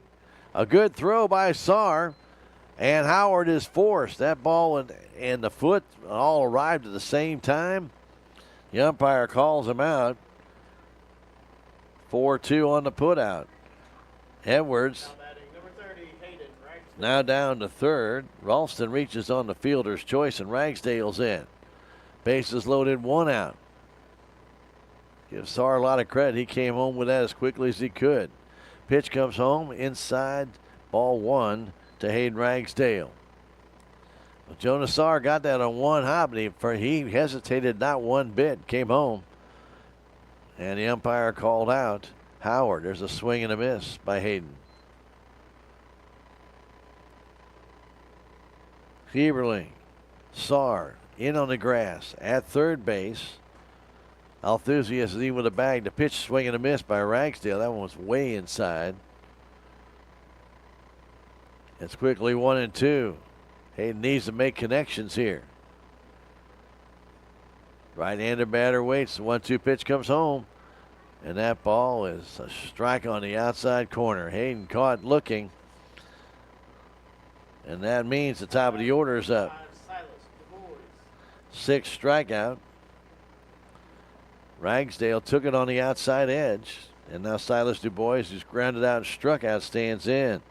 Bases loaded, no outs. Salem not yet to score, and there's 2 down now. The pitch to DuBois. Fastball outside corner for a strike. They give Silas that left field line. That'd been the pitch to do it.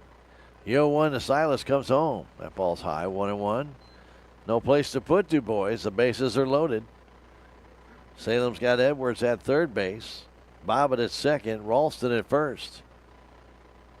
Warren ready from the full windup. Brings it home. That's low, 2-1. Well, the full windup, Edwards should be coming about a third of the way down. He's not getting much of a lead. Working from the full windup. Come on down, Blake, a little bit. The pitch comes home. That one's inside on the corner, and it's 2-2.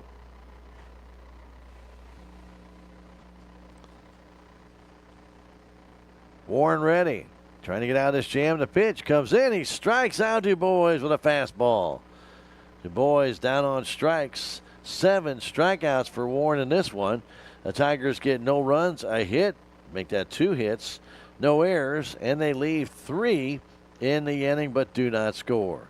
We've now played 4 full innings. It's Waynesville 2, Salem 1. We're going to come back in a minute.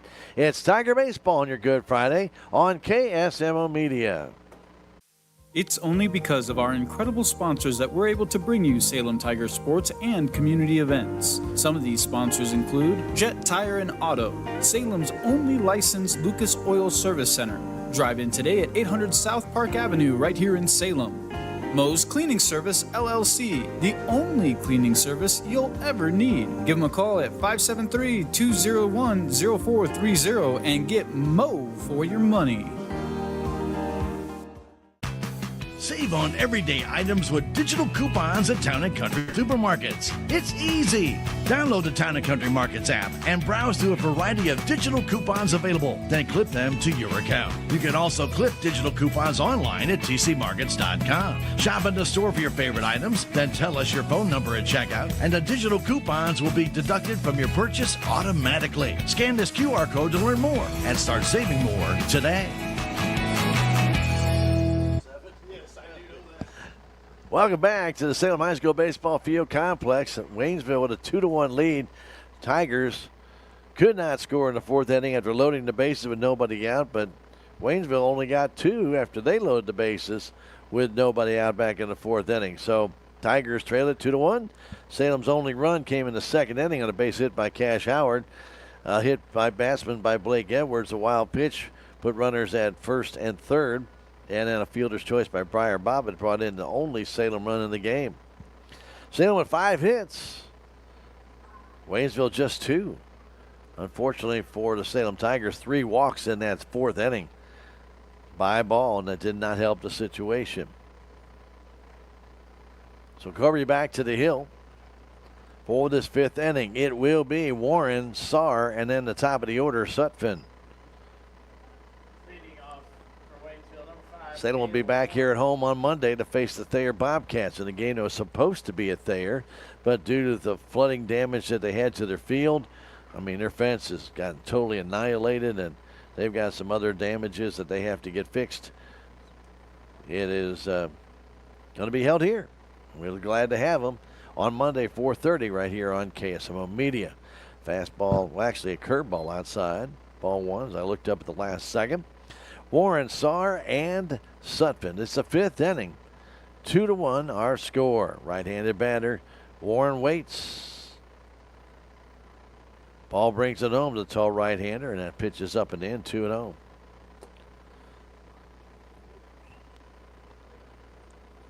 Three walks for Corby Ball in the game. Error made both of those runs unearned. The 2-0 pitch comes home. That's in for a strike. Tigers not very deep in the outfield. Moody and Ragsdale fairly shallow, and maybe a step or two deeper is Cash Howard. The pitch comes home and a swing, a ground ball in the hole. That's going to be a base hit. Right in between third base and shortstop. Well placed hit by Warren. A leadoff single. And Jonah Saar will stand in. Jonah playing second base today. His quick thinking and throw home, able to get the Tigers on a bases loaded ground ball by Ralston.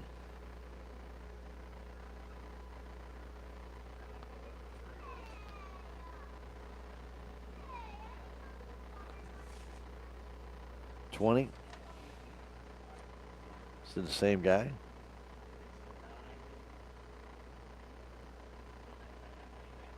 Well, Luke Cassidy doing the running this time instead of Aguirre. Pitch is bunted down the third base line. Put it in your pocket. That's a perfect. But nobody at third base as the Tigers caught sleeping. A bunt single by Saar, and Cassidy saw nobody at third base as everybody went for the ball. Nobody went to the bag. And the single. And Cassidy running for Warren is all the way at third base. Then out first and third, nobody out.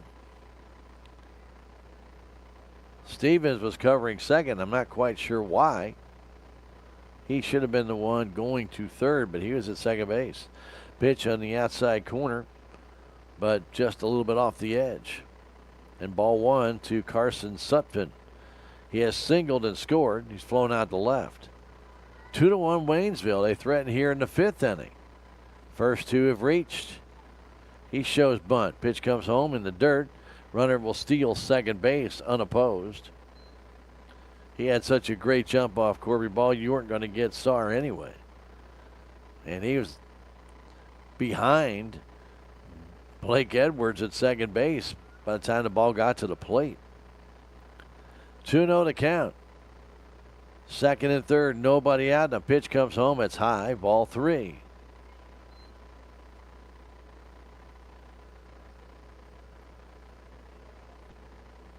Salem loaded the bases back in the 4th, but could not score. The first two have reached here against Corby Ball. Pitch to Sutphin, a chopper fair down the third base line. One run is in. Here comes Saar.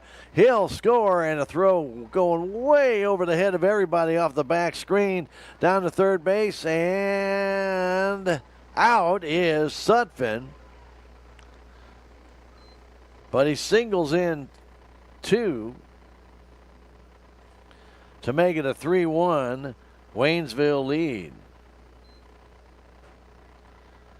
He has thrown out 7-5 at third base. Now batting number 4, Ethan Eagerly.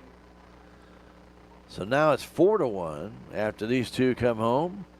Bases are empty and there's one out. 3 hits in the inning. That ball fair by about 2 feet right down the line. Ralston dove for it but could not knock it down. And Ethan Heberling will stand at the plate. Left-handed batter swings and fouls it. So Warren with a ground ball and a hold, base hit. Saar with a bunt single down the third base line. Well placed bunt, I might add, just perfectly done. But the Tigers didn't cover third, and it was an easy run for Cassidy, running for Warren to get down to third base. And then a base hit by Sutphin after Saar stole second, brought in two. Pitch comes in, a high fly ball to center field. Moody goes back a few steps, glides over to his right, and he makes the catch for out number 2. Sawyer Baker will stand in. 4-1 Waynesville. 2 in the 4th, 2 here now in the 5th.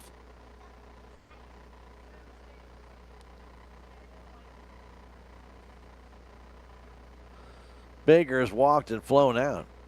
Pitch comes home. Way high and outside. Ball 1 with the off-speed pitch.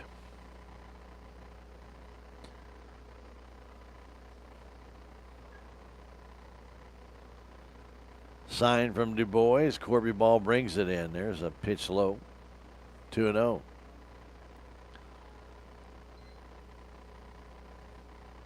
For Salem in the 5th inning, it'll be Moody, Stevens, and Ball. They're going to have to come back in this one. Down 4-1. Pitch to Baker. Fastball outside, 3-0.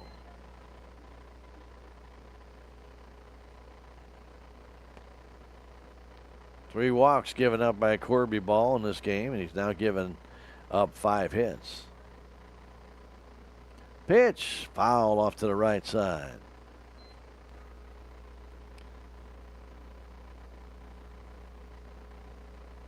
Ball set down the first 6 he faced, then a single by Hance, but he was erased. So after 3 innings, he had faced the minimum. That pitch low and away, and another walk. 4 walks now for Corby Ball. And with 2 out, runner at first base for Justin Zuber, who was popped out twice. One time, more of a fly out to left field. And the other time, a pop out to Roy Stevens in short center. Baker with a short lead at first base. The pitch comes home. Low. Knocked down by Du Bois.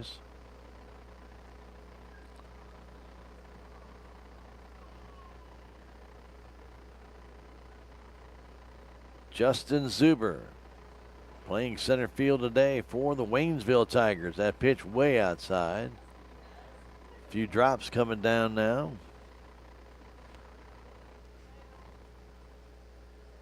Isolated hit and miss drops. Corby checks the runner first. The 2-0 pitch comes home. Here it is. Swing and a miss. Ball up in the eyes of the hitter. He liked it. But Zuber swung right through it. 2-1.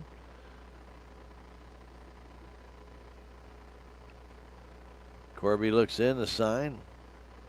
Pitch comes in. Tried the same pitch, but this time Zuber took it for ball 3. With Parker Althusius waiting on deck. A few more drops come down. The pitch comes in, a swing and a foul. Grounded wide of third base. Fielded nicely by their coach. Sign him up. Give him a contract.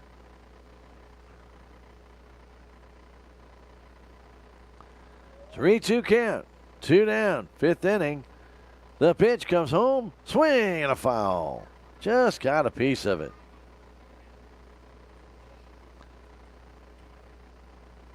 Zuber trying to look like guide that one to right field a little bit. Maybe a very defensive swing. But he got a piece of it.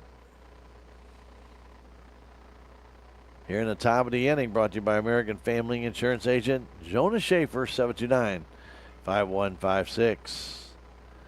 The 3-2 pitch coming home. Here it is. Strike 3 call on a high fastball.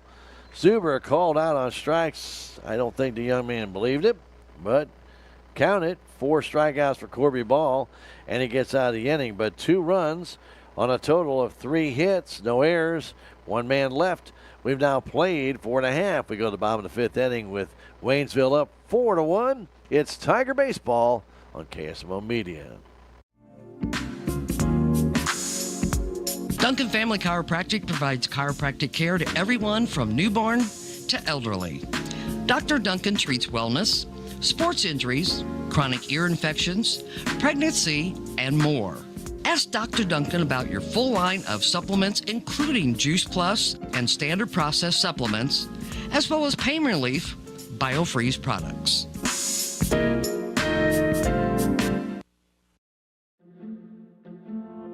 If you have the audacity to believe a financial advisor should talk with you, not at you. If you believe access to your financial advisor should be a right, not a privilege. Join the nearly 7 million investors who think like you do. FaceTime and Think Time make a difference. Join us. Join us.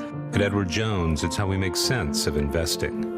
Call Joe Brand in Salem at 729-3831. To the bottom of the inning. That was Willie Strader, Farm Bureau Insurance. They'll bring you the bottom of the fifth. Salem needs to rally. They're down 4-1 on this Good Friday. Glad you're with us on KSMO Media. I'd like to thank our friends at Discount Bins for being a proud supporter of your Salem Tigers. 1201 Scenic Rivers Boulevard East. You can head on down today. There's incredible values waiting for you, but they get better and better and better as they move toward next Wednesday. The prices go down, go down, go down, go down. 573-543-2113. Discount Bins, 1201 Scenic Rivers Boulevard East.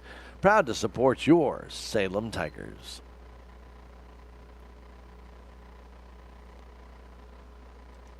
Ball one to Caden Moody leading it off here. It'll be Moody, Stevens, and Ball. Salem needs some tallies. Pitch comes in. That's a strike. Straight away for Caden, infield, outfield. Nothing fancy for the young man. He's got a single in the game today. Stole a base. Pitch, swing, a ground ball towards short. Getting down there is Heberling. He has it. Throw to first base and save. And he called safe before he got there. Good hustle by Caden Moody. Beats it out to lead off the inning. Now batting number 7, Roy Stevens. Heberling did a heck of a job to go in the hole, get it, made it close at first base. And Stevens will stand in. He struck out twice, both on pitches up and in. Pitches, wild pitch back to the screen. And Caden doesn't even have to worry about stealing. He can jog on down to second base.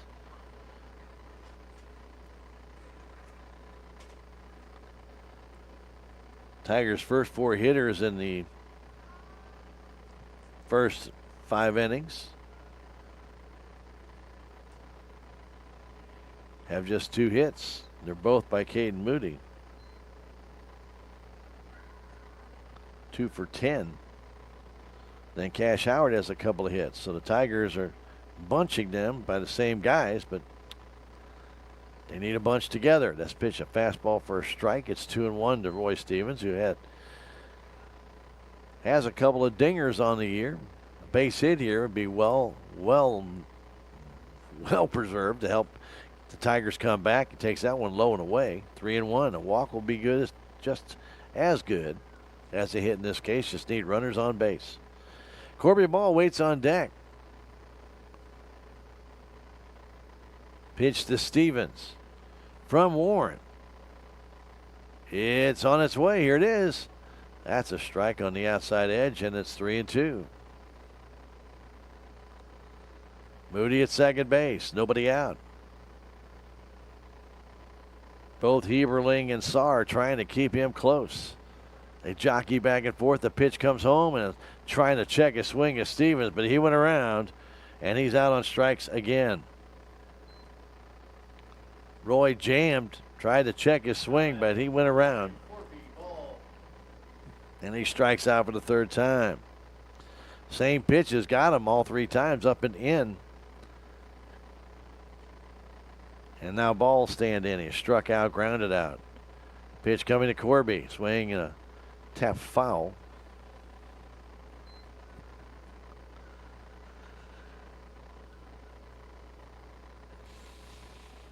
Oh and 1. 4-1 Waynesville. They lead it here in the bottom of the fifth inning. Big hole on the right side. The pitch comes in. Fastball high. 1-1.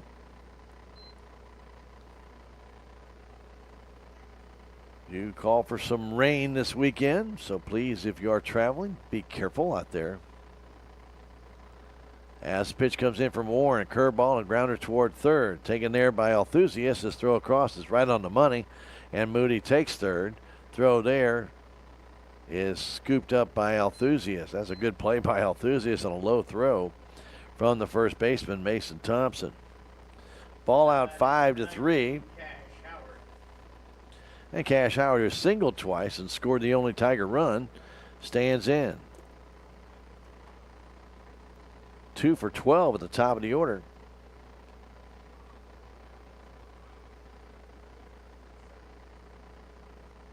And Howard 2 for 2. Pitch is way wide. Here comes Moody. He's going to try and score, and he will score. On the wild pitch, it was up and in back to the screen. And it's 4-2. Caden dancing down that third base line as the pitch eluded the catcher, Seth Hance. He came racing home, and Hance couldn't dig it out cleanly. And then when he did, tried to get it quickly to Warren. Moody was already across home plate. Another pitch that goes back to the screen, this time through the legs of Hance. On a ball in the dirt, 2-0 to count. We're in the bottom of the fifth inning. 4-2 now. Waynesville on top. Pitch to Howard. Upstairs. Ball 3.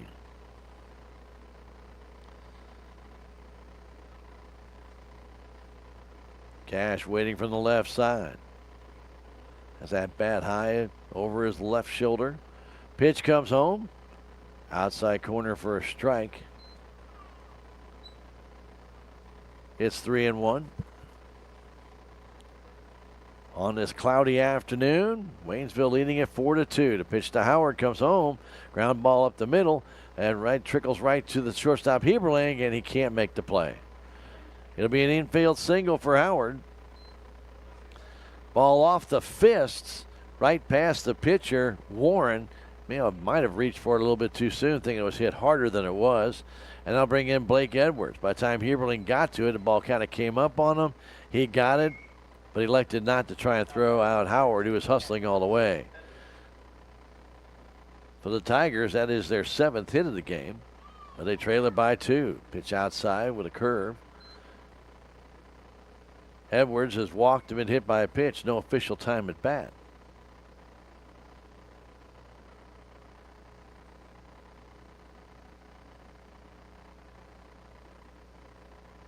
The pitch comes home to him way outside, back to the screen. And it does appear right now that Warren is getting a little bit tired. He's not following through on his pitches, and they're going all over the place. Man at second base, 2 down. Salem down by 2. Try and get that runner in. Big hole on the right side. The pitch comes home. That hits Edwards up in the shoulder. So Blake hit again. His second hit by pitch in this game. And he'll make it first and second with 2 down for Briar Bobbitt. He has singled and reached on a fielder's choice, and that might be it for Warren. He's just kind of lost his command. And that will be it for him. He's gone 4 2/3 innings. So he'll check out. Coming in is number 15, and that is Dylan Pelkey. So Pelkey, another right-hander, will come on.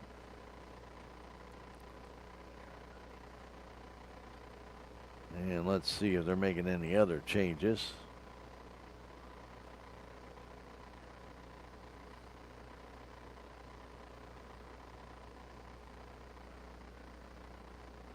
So Pelkey will take over for Warren.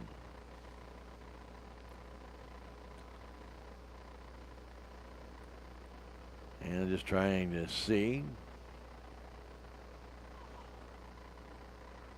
as Pelkey does a little landscaping work.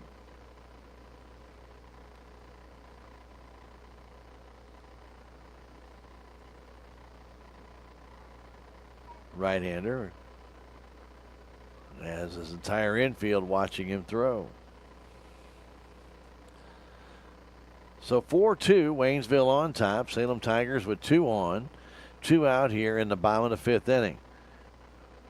Salem Tigers have 7 hits off of Warren. There are runs to be scored. They have 2 so far. Both of them are earned runs.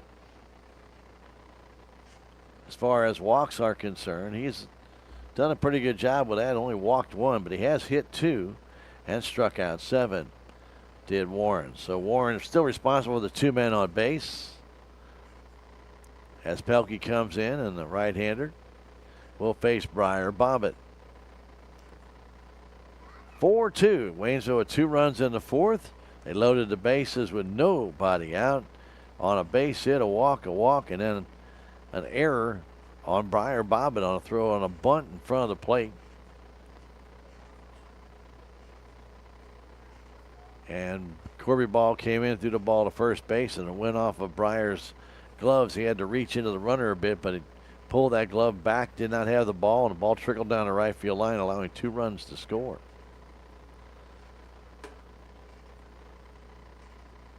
So Pelkey will come in, and that number 8 slot in the lineup. Briar Bobbitt, right-handed batter, facing the new hurler who brings home his first pitch. Here comes. High fastball, ball 1. Howard at second. Blake Edwards at first base. 2 down. Dylan Pelkey, the new hurler, brings it to Hance. Here it comes. Way high again. Back to the screen it goes, and both runners will move up. Ball went right off of his webbing. And he thought he had it, and the ball went off that webbing and then just trickled back to the fence. And so Howard and Edwards go up on the pass ball. And a tying run now at second base. Bobbitt with a 2-0 count. Jackson Ralston's on deck. Pelkey looks in, the sign. Here comes the pitch. And fastball's a strike. Inside corner to Briar Bobbitt. Althusiast kind of hanging on to the bag to hold on. Cash Howard.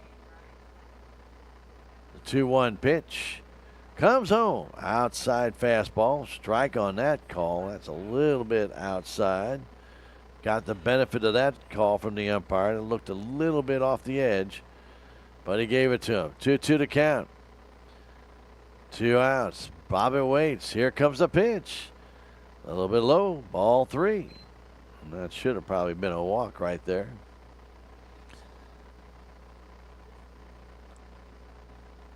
Edwards at second. Howard at first, or third base. Bobbitt waits. The 3-2 pitch from Pelkey. Here it comes. Swing and a miss. He struck him out. Bobbitt down on strikes. First strikeout for Pelkey.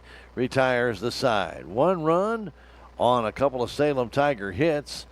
There were no errors, and there were 2 men left. We've now played 5 innings. It's 4-2. Waynesville going to come back in a minute. It's Tiger Baseball on KSMO Media. I am a Missouri Farm Bureau insurance agent, and I'm here to talk about life, your dreams, your work, your family, and how you can protect it all with a company that will talk to you with the honesty of a farmer and take care of you with the integrity of a neighbor. I'll make sure no detail is left uncovered so your family can breathe easy. Because just like you, I chose to build a life in Missouri too. I'm a Missouri Farm Bureau insurance agent, and I'm from Missouri for life. Hi, I'm Susie Cahill, Director of Healthy Dent County Fitness Center. Are you looking for a place to begin your journey to better health? Come inside. Never in my life have I been in another atmosphere where everyone was so friendly and eager to help others. It's not just the staff, it's the members. They are so passionate about what they do and so excited to help you. If you're ready to begin your journey to better health, come by and see us. So Corby Ball's night is done on the hill. He's going to move to left field, and Hayden Ragsdale's going to take his place. He went 5 innings, gave up 5 hits. He did walk 4 guys in the day. He gave up 4 runs, 2 of them earned, and he did strike out 4 in his 5 innings.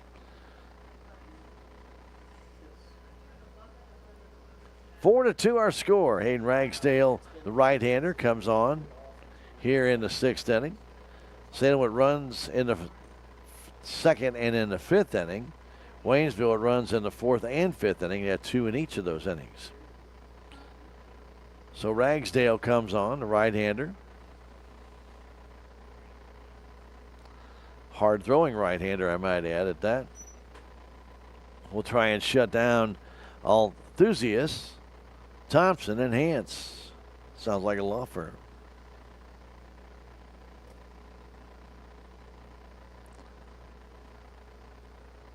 Don't forget, Salem will host Thayer on Monday. Yes, that's not on the schedule that way. Now, no, I'm not incorrect. It is true. Thayer decided they didn't want us to drive that far, so they're going to come here. Well, okay, they kind of did that because their field is not playable. And so they are going to move that game to Salem.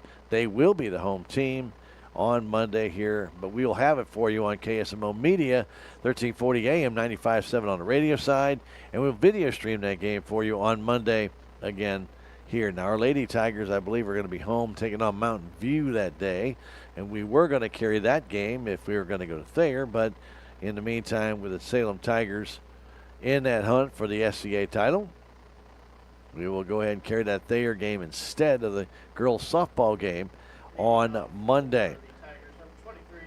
Then on Tuesday, the Salem Tigers will travel to St. Clair, one of my favorite places to go, and we'll be there on Tuesday at 4:30. St. Clair has nothing. You got to get down there. You got to take your own chair. You got to take your own press box. You got to take everything. Anyway, that'll be Tuesday 4:30, but we'll be there to bring it to you on KSMO Media, AM 1340, FM 95.7, and audio streaming on our KSMO Media outlets. And that's just the beginning of next week. Hopefully the rains will stay away. We can get those games in. We have been, knock on wood, very fortunate this year to have not many reschedulings. Already had 2, one on each softball and baseball, but they're scheduled really quick. Able to get those games in.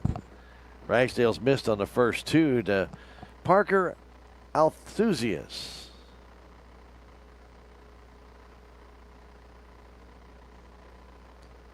Parker wears number Hayden Ragsdale wears number 30. Strapping young man gets back out there. Blake Edwards has a word with him or two as he walks toward the mound, as the coach is talking to Parker Althusius. He'll get back in. Althusius bunted in the 4th inning with the bases loaded, and Corby Ball elected to go to first base instead of home. Ball got away from Briar Bobbitt, and a 2-run scored.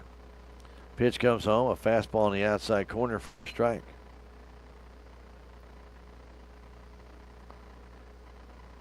Thompson and Hance are on deck.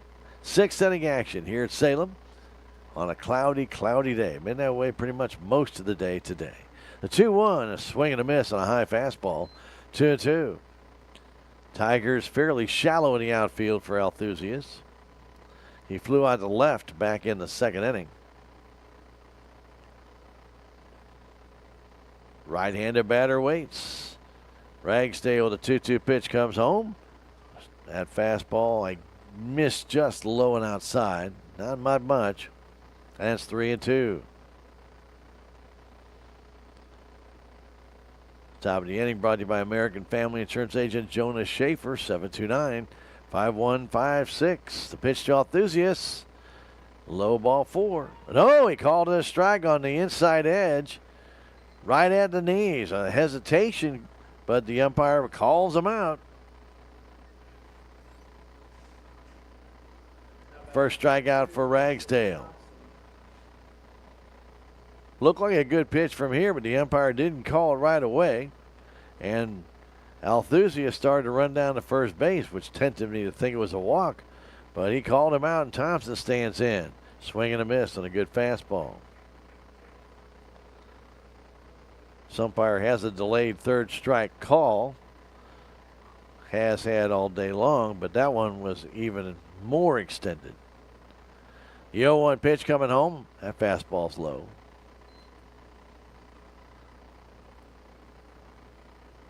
Mason Thompson has struck out twice. Right-handed batter. He's playing first base today for the Waynesville Tigers, who lead it 4-2. The pitch way outside, back to the screen. Salem 7-3-1 going into this game, except for their first SCA loss Wednesday. They're 3-1 in the SCA when they take on Thayer on Monday. The stretch and the pitch from Ragsdale comes home. A high fly ball into right field. Cash Howard comes in and makes that catch chest high. Ball off the end of the bat, basically powered by Ragsdale and his fastball. 2 down, and Hance will check in. We had a few drops come down before, but that has since stopped. Hance singled and walked. That takes a pitch on the outside corner for a strike. Good fastball. Well, Seth 1 for 1 in the game. As Ragsdale brings in the 0-1. That's another nice pitch on the outside corner. Good fastball.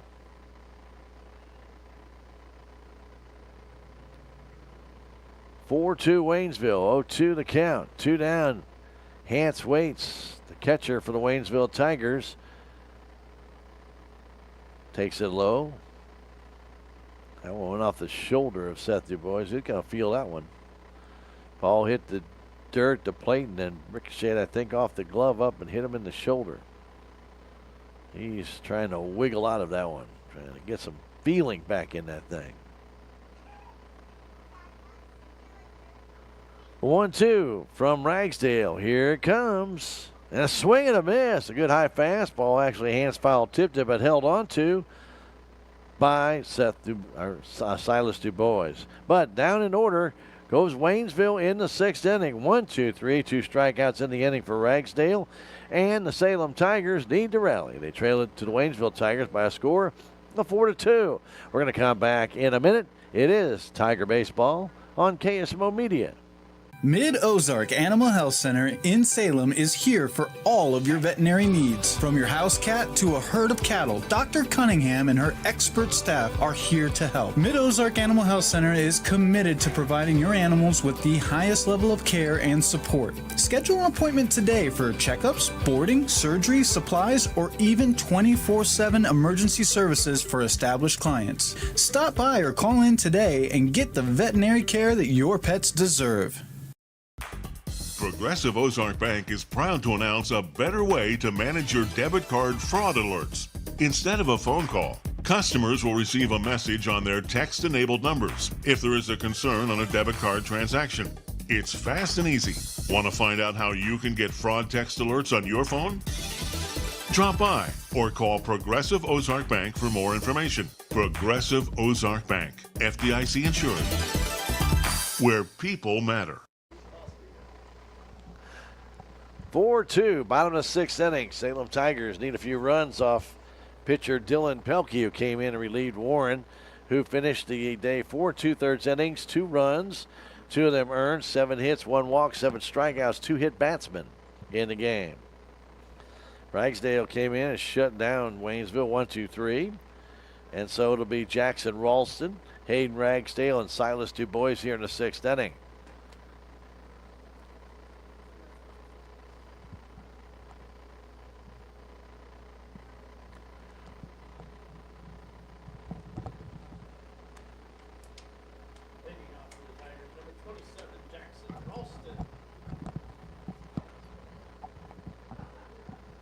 Third baseman of Salem Tigers, 1 for 2 today. Right-hander Dylan Pelkey comes in relief. Got Briar Bobbitt to strike out with 2 on and 2 out. Runners at second and third. They were the tying runs. Tigers couldn't get the big hit. Let's see if they can start things out here in the 6th inning. Ralston takes it for a strike on a pitch that'll just nick the outside corner on a curve.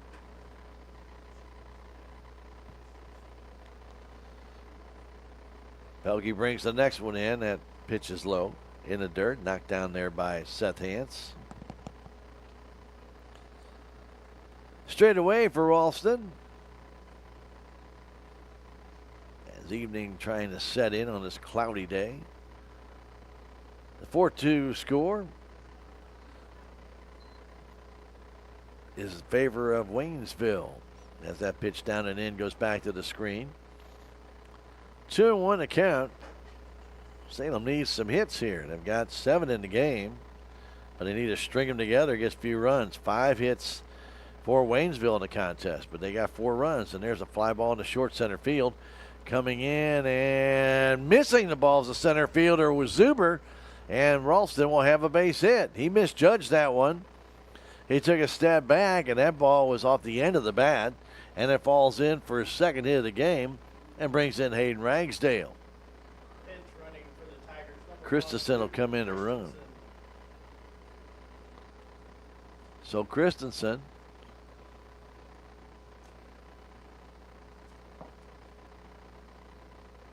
who's just a freshman, will come in to run.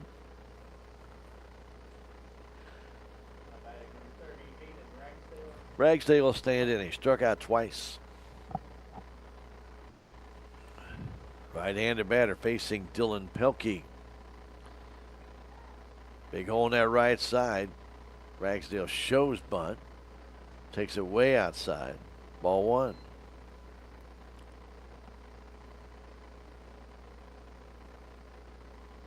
Cheating in now is Althusius at third base. He's on the grass. The 1-0 coming home to Ragsdale. Again, showing bunt. Pitch comes in. Tried to bunt and missed. Not much of an effort there by Ragsdale to bunt that ball. I'm not sure his heart is into bunting. 1-1 to count. Just didn't look like he wanted to get involved in that bunt at all. 1-1 pitch coming home. Here it is. And that ball hit Ragsdale, but did he commit? Because it looked like he had put the bat out and might even have hit the handle of the bat before it hit Ragsdale. So that's going to be a strike. That ball thrown right at him. Trying to bunt it in self-defense. Maybe fouled it into his gut. But it's a 1-2 count. Short lead by Christensen. The 1-2 pitch to Ragsdale coming home. Swing and a miss. Struck him out.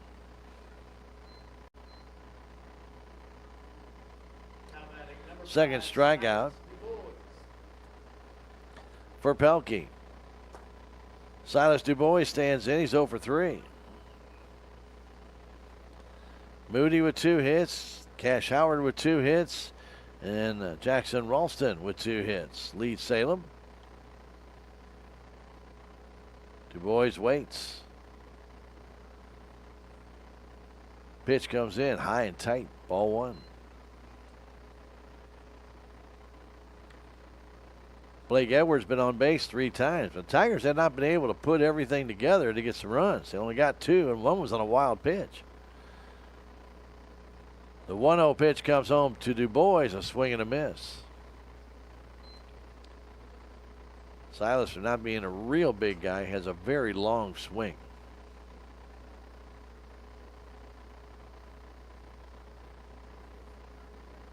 Short lead by Christensen. Pelkey ready.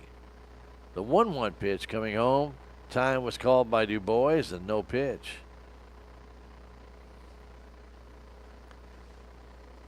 Pelkey went ahead and threw it, but umpire had granted time. That pitch doesn't count. Ralston at first base, being pinch run for by Christensen. Pitch coming home. Nope. Instead, a fake throw to first base after stepping off. Du Bois trying to get that rally going. They cheat in at third base, Althusius does. The 1-1 pitch. It's a little bit high. 2-1.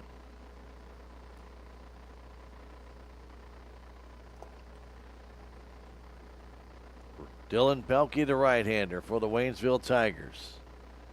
Dancing off is Christensen, trying to get Pelkey's attention. Du Bois at the plate, the 2-1 count. The pitch comes home. Inside corner, but a little bit low. It's 3-1. Caden Moody is on deck. Christensen, a short lead at first. One down, a 3-1 pitch coming to Silas Du Bois, who shows bunt. Takes it for a strike.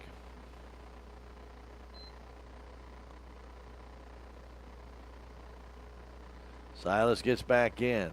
3-2 count. Christensen, will he be running? There's one out. Not going. That pitch is high. Ball 4. And a one-out walk to Silas Du Bois, and Caden Moody will stand in. Caden has 2 hits. He's grounded out to second. He has scored on a wild pitch.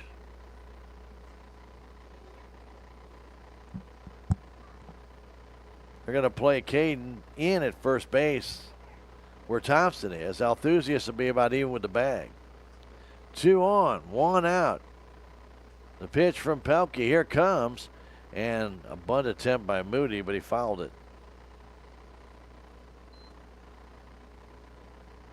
Caden got on top of that one and put it straight down into the ground. 0-1 the count. We're in the 6th inning. 4-2. Waynesville. 2 runs in the 4th and 5th.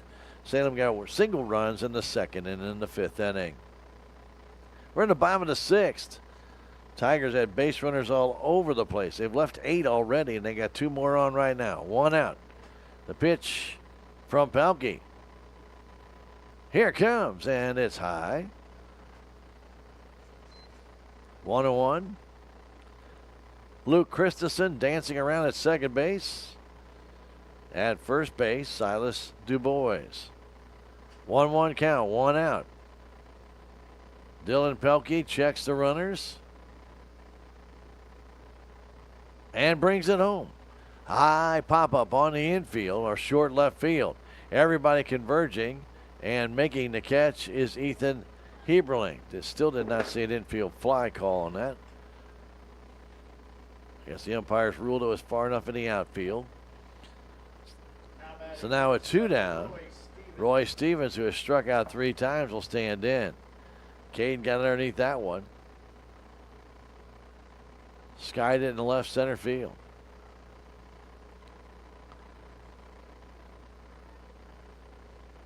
Pelkey's ready.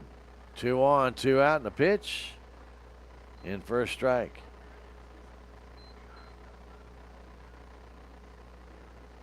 Christensen running for Ralston.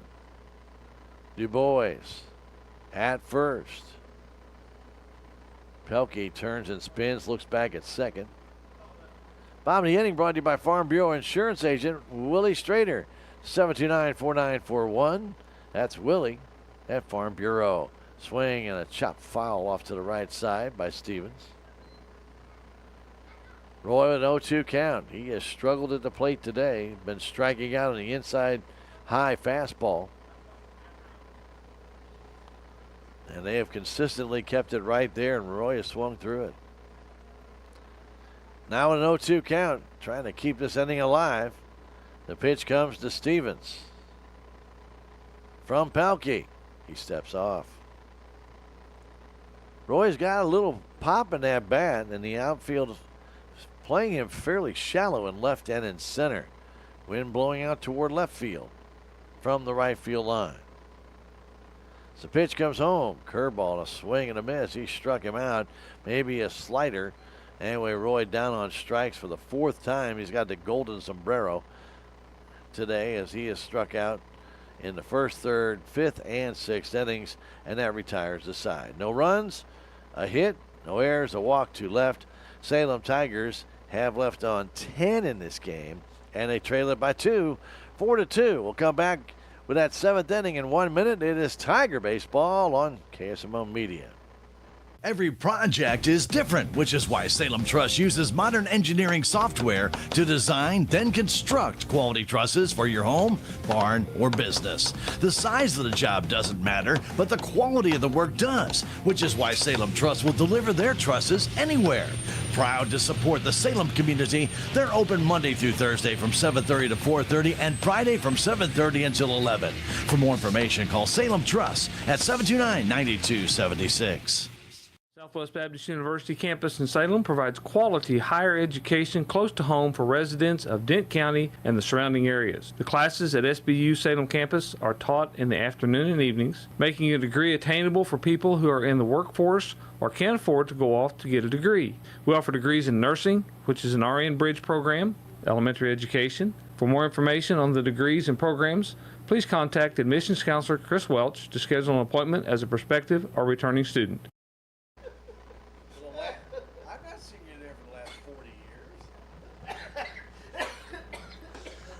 Welcome back, Salem High School Baseball Field Complex. Yes, you do. You do. I do know that. All right. Well, Hayden Ragsdale's got to keep Waynesville right where they are. 4-2, they lead it. And again, Salem Tigers, they've been hitting the ball. They got 8 hits in the game, and they've left 10 on. They've been given 4 walks in the game. Actually, 5 walks in the game.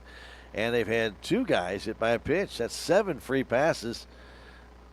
But I will say this for Waynesville. They've not committed that error.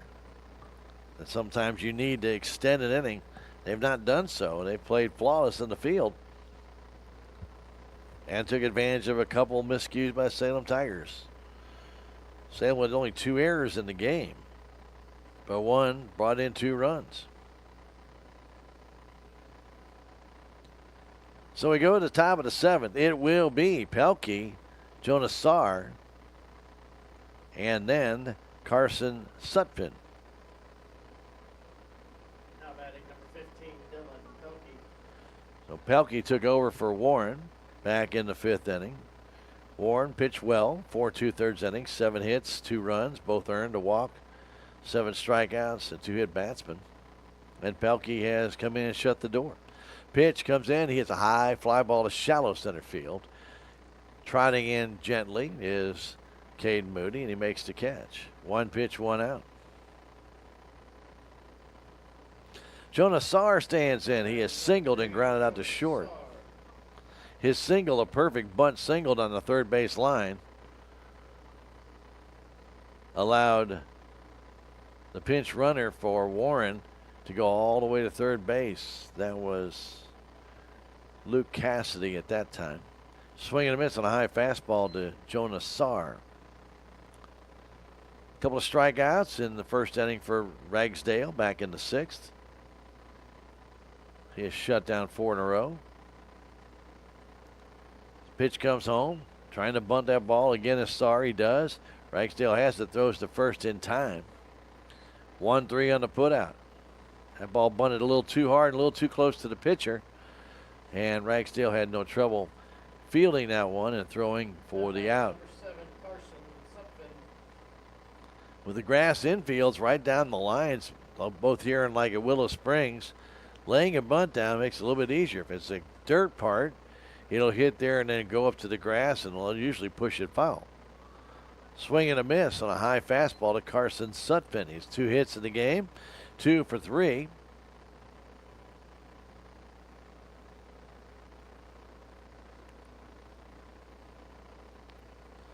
Pitch from Ragsdale comes home. High fly ball in the short left center field. Well, actually now drifting out a little bit is Moody and makes the catch. No problem there on a fly out to center. That retires the side. 6 in a row set down by Mr. Hayden Ragsdale. Down in order goes Waynesville on the top of the 7th. get a couple of runs to extend this one or just hit 3 and go home. Salem trails it by 2 as we go to bottom of the 7th inning, 4-2. You're listening and hearing and watching Tiger Baseball on KSMO Media. Southtown Furniture. Southtown, where the bargains are. We've got everything from furniture to appliances. Quality floor covering. We won't be undersold, you'll see. To you, that is our guarantee. Southtown Furniture, where the bargains are. It's officially home buying season and the market is heating up. Buying a home is a huge decision and where to get your home loan is just as important. Don't buy your home without checking into Riverways Federal Credit Union's great rates and service. Riverways is not for profit and has more ways to say yes, and you can apply in less than 5 minutes. Need a pre-approval to help seal the deal? We've got you covered. Get started at Riverways FCU today. Riverways Federal Credit Union, located in Rolla, Salem, and Cuba. Going to catcher, number 4, Ethan Huberling. Going to shortstop, number 23, Parker Althusius. And now playing third base, number 9, Luke Cassidy.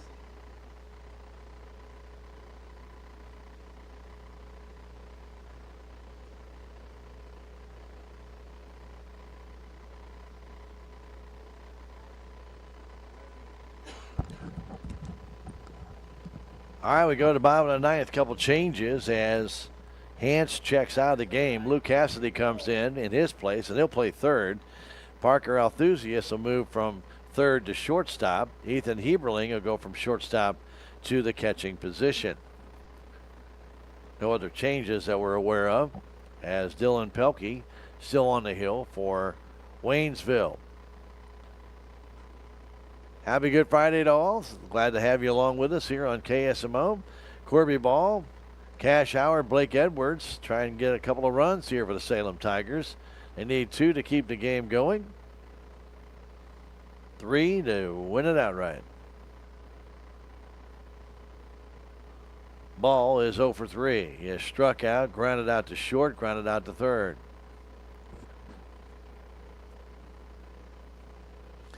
Tigers had first and second back in the 6th inning. They moved up, did not move up in the inning, and they could not score. They had second and third back in the 5th inning and could not score after the first run was scored by Cade Moody. So they've had their chances. Quickly 0-2 to Corby Ball as he swings and misses on that off-speed curveball after taking a fastball for a strike. Ball from the right side, crowds that plate. Pitch from Pelkey, fastball outside.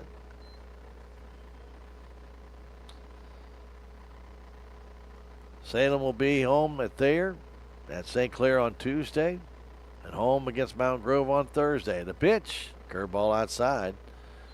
Nice eye by Corby on that one, took it outside. 2-2. Tigers need base runners, at least 2. Have a chance. 2-2 pitch. Strike 3 call. Corby stood there and pitch was looks like a pretty good pitch. He must have gotten fooled. Just his fastball, nothing really strange about it, and he's caught looking. First out of the inning, and Cash Howard is 3 for 3, stands in.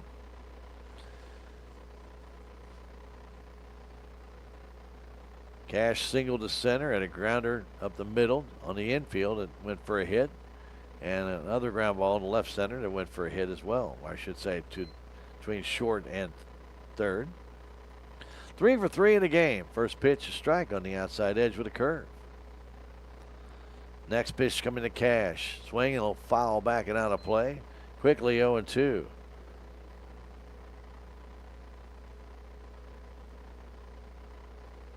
Pelkey works about as fast as Warren did. Give me the ball and we're throwing.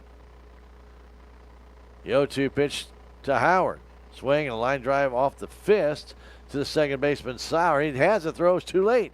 He bobbled it, and that'll be an error. Put the ball in play. You never know what's going to happen. Ball came up on Jonas Sarr, and he could not handle it. And at first base is Howard. Edwards stands in. He's the tying run at the plate. 1 on, 1 out. Got that one right off the fists, did Cash. Kind of fished it towards second base and was able to reach. May had a little spin on that ball. That might be why it bounced a little bit awkwardly for Sarr, but nonetheless, did not charge that ball. It might have been able to catch it on the fly, but he sat back and the ball played him.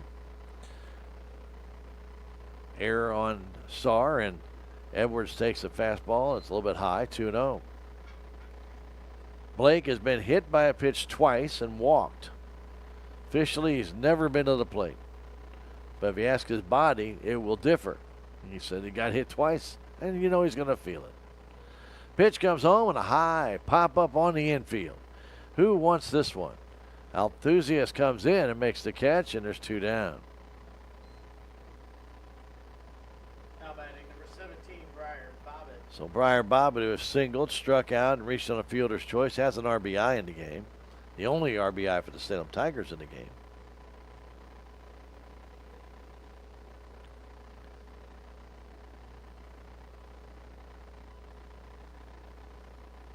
Pitch comes home and a swing and a foul. 4-2 Waynesville. 2 in the fourth, 2 in the fifth. Salem got single runs in the second and fifth. Down to their last man, Briar Bobbitt. Runner first base Howard. Not being held on.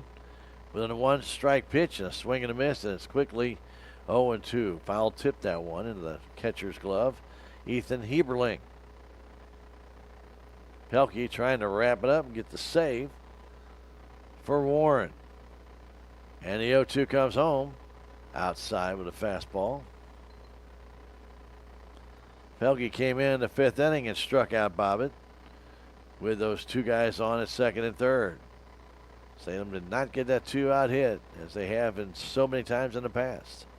The pitch comes home and a swing and a miss. And that's it for this game, as down on strikes goes Briar Bobbitt. 5 strikeouts in the game for Pelkey, 12 for the Salem Tigers in the contest as Pelkey goes 2 1/3. He gets the save as Warren gets the win, and Ball gets the loss, going 5 innings and giving up 4 runs, 2 of them earned. But Ragsdale did a good job shutting down the Waynesville Tigers for the rest of the way.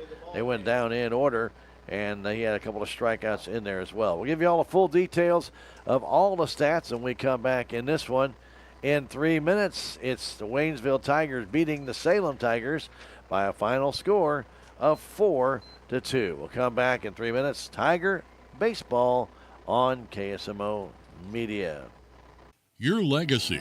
Protect it, prosper, and pass it on. Stephen Patterson, attorney at law, specializes in real estate, estate planning, probate, family law, and business law. A Salem native, Stephen Patterson provides comprehensive representation to clients throughout southern Missouri. If you need assistance, contact Stephen Patterson, attorney at law, at 573-453-2529.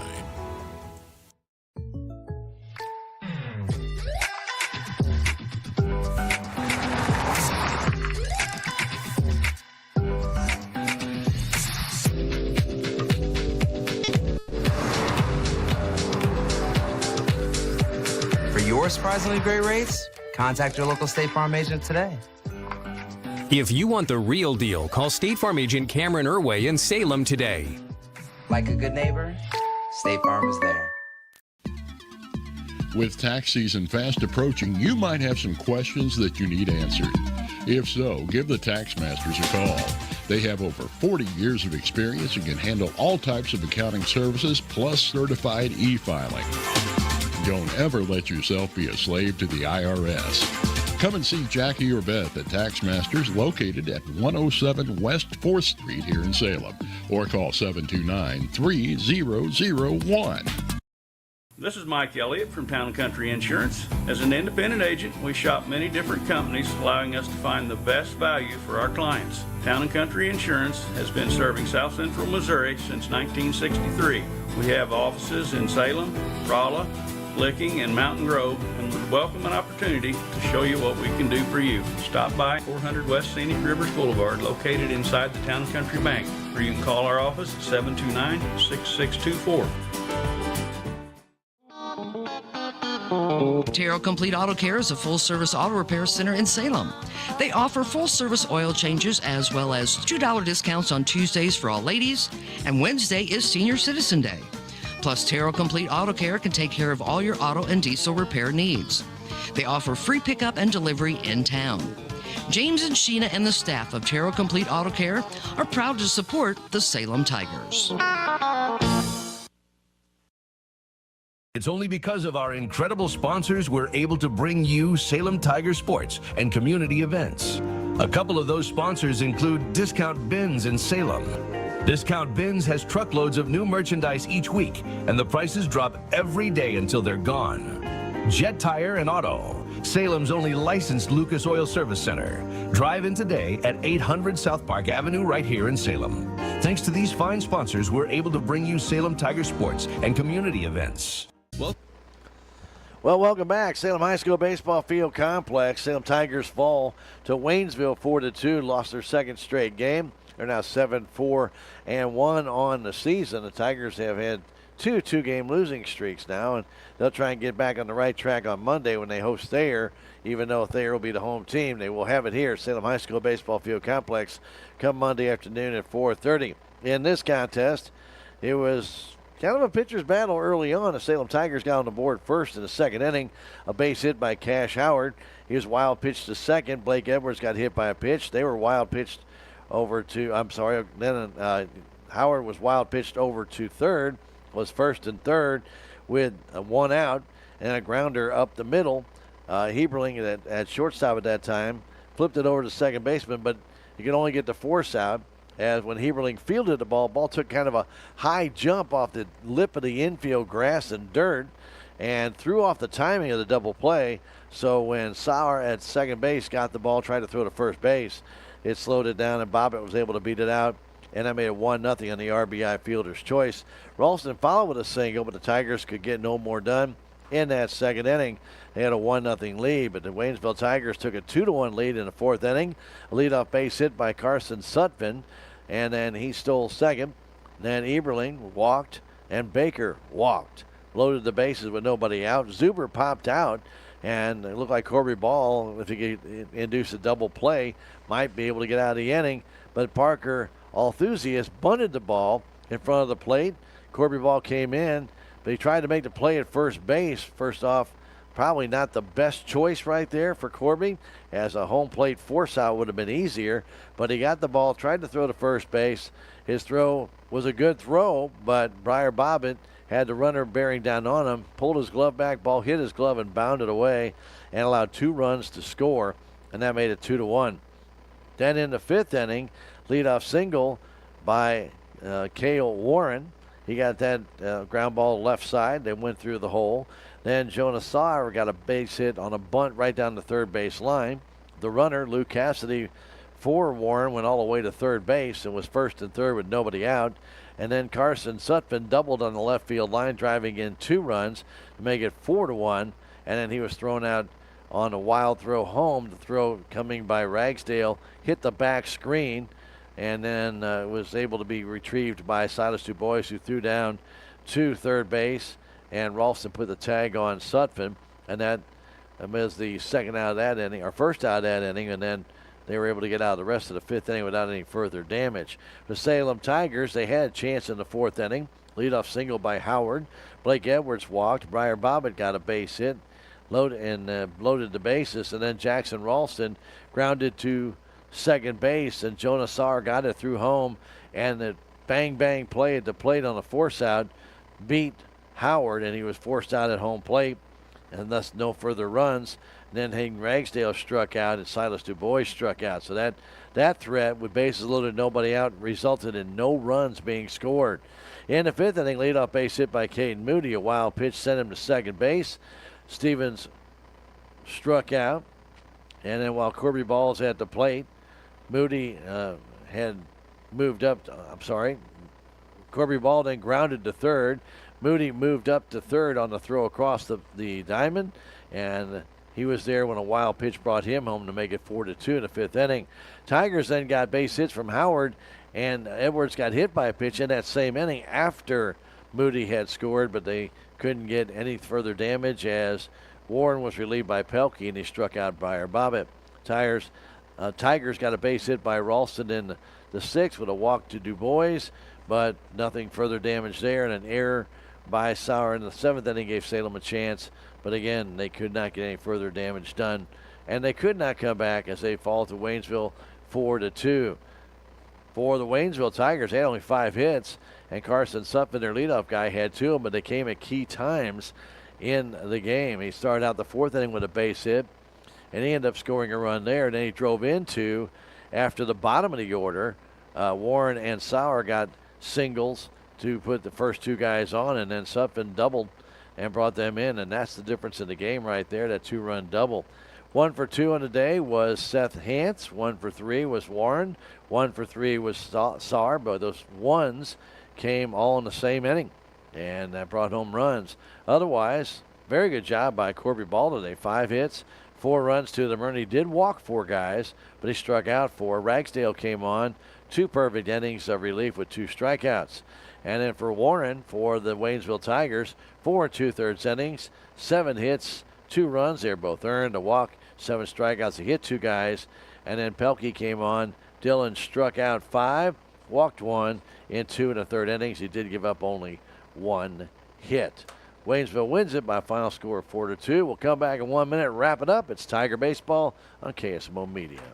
Welcome to Salem, Missouri, where the charm of the past meets the beauty of the Ozarks. At United Country Real Estate, we're proud to serve the heart of southern Missouri, connecting buyers and sellers across Dent, Phelps, Texas, and surrounding counties. Whether you're looking for a country home, historic property, or recreational land, our local experts live the lifestyle they sell. Contact us today at 573-729-3148 and discover the perfect place to live, work, and play with United Country Real Estate in Salem, Missouri.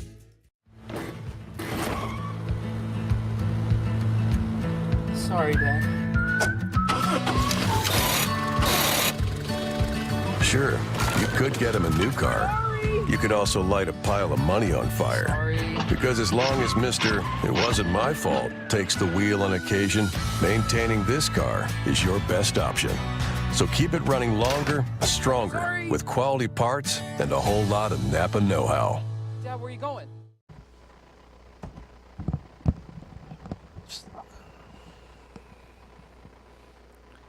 Salem Tigers fall to 7-3-1, make that 7-4-1 on the year with a second straight loss after losing Wednesday to Willow Springs.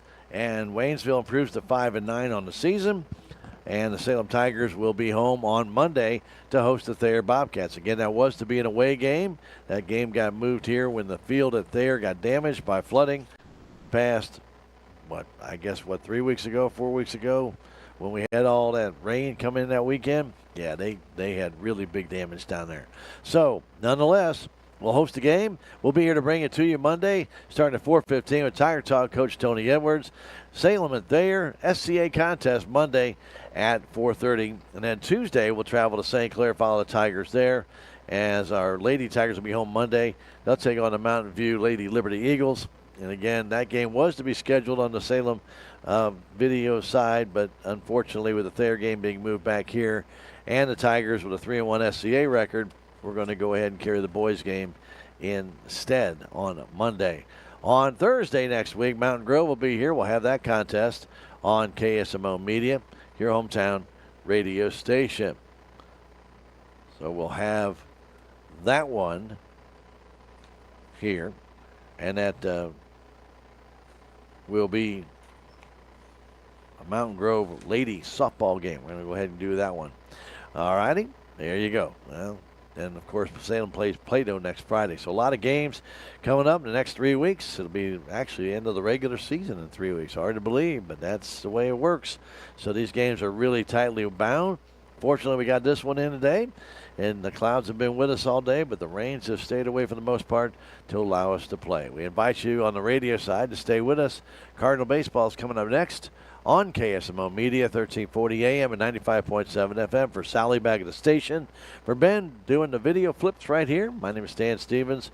On the audio side, thanking you for joining us, and you have a happy Easter weekend and a safe one at that. And we'll see you again Monday right here on KSMO Media. Have a great Easter weekend and good night from the Salem High School Baseball Field Complex.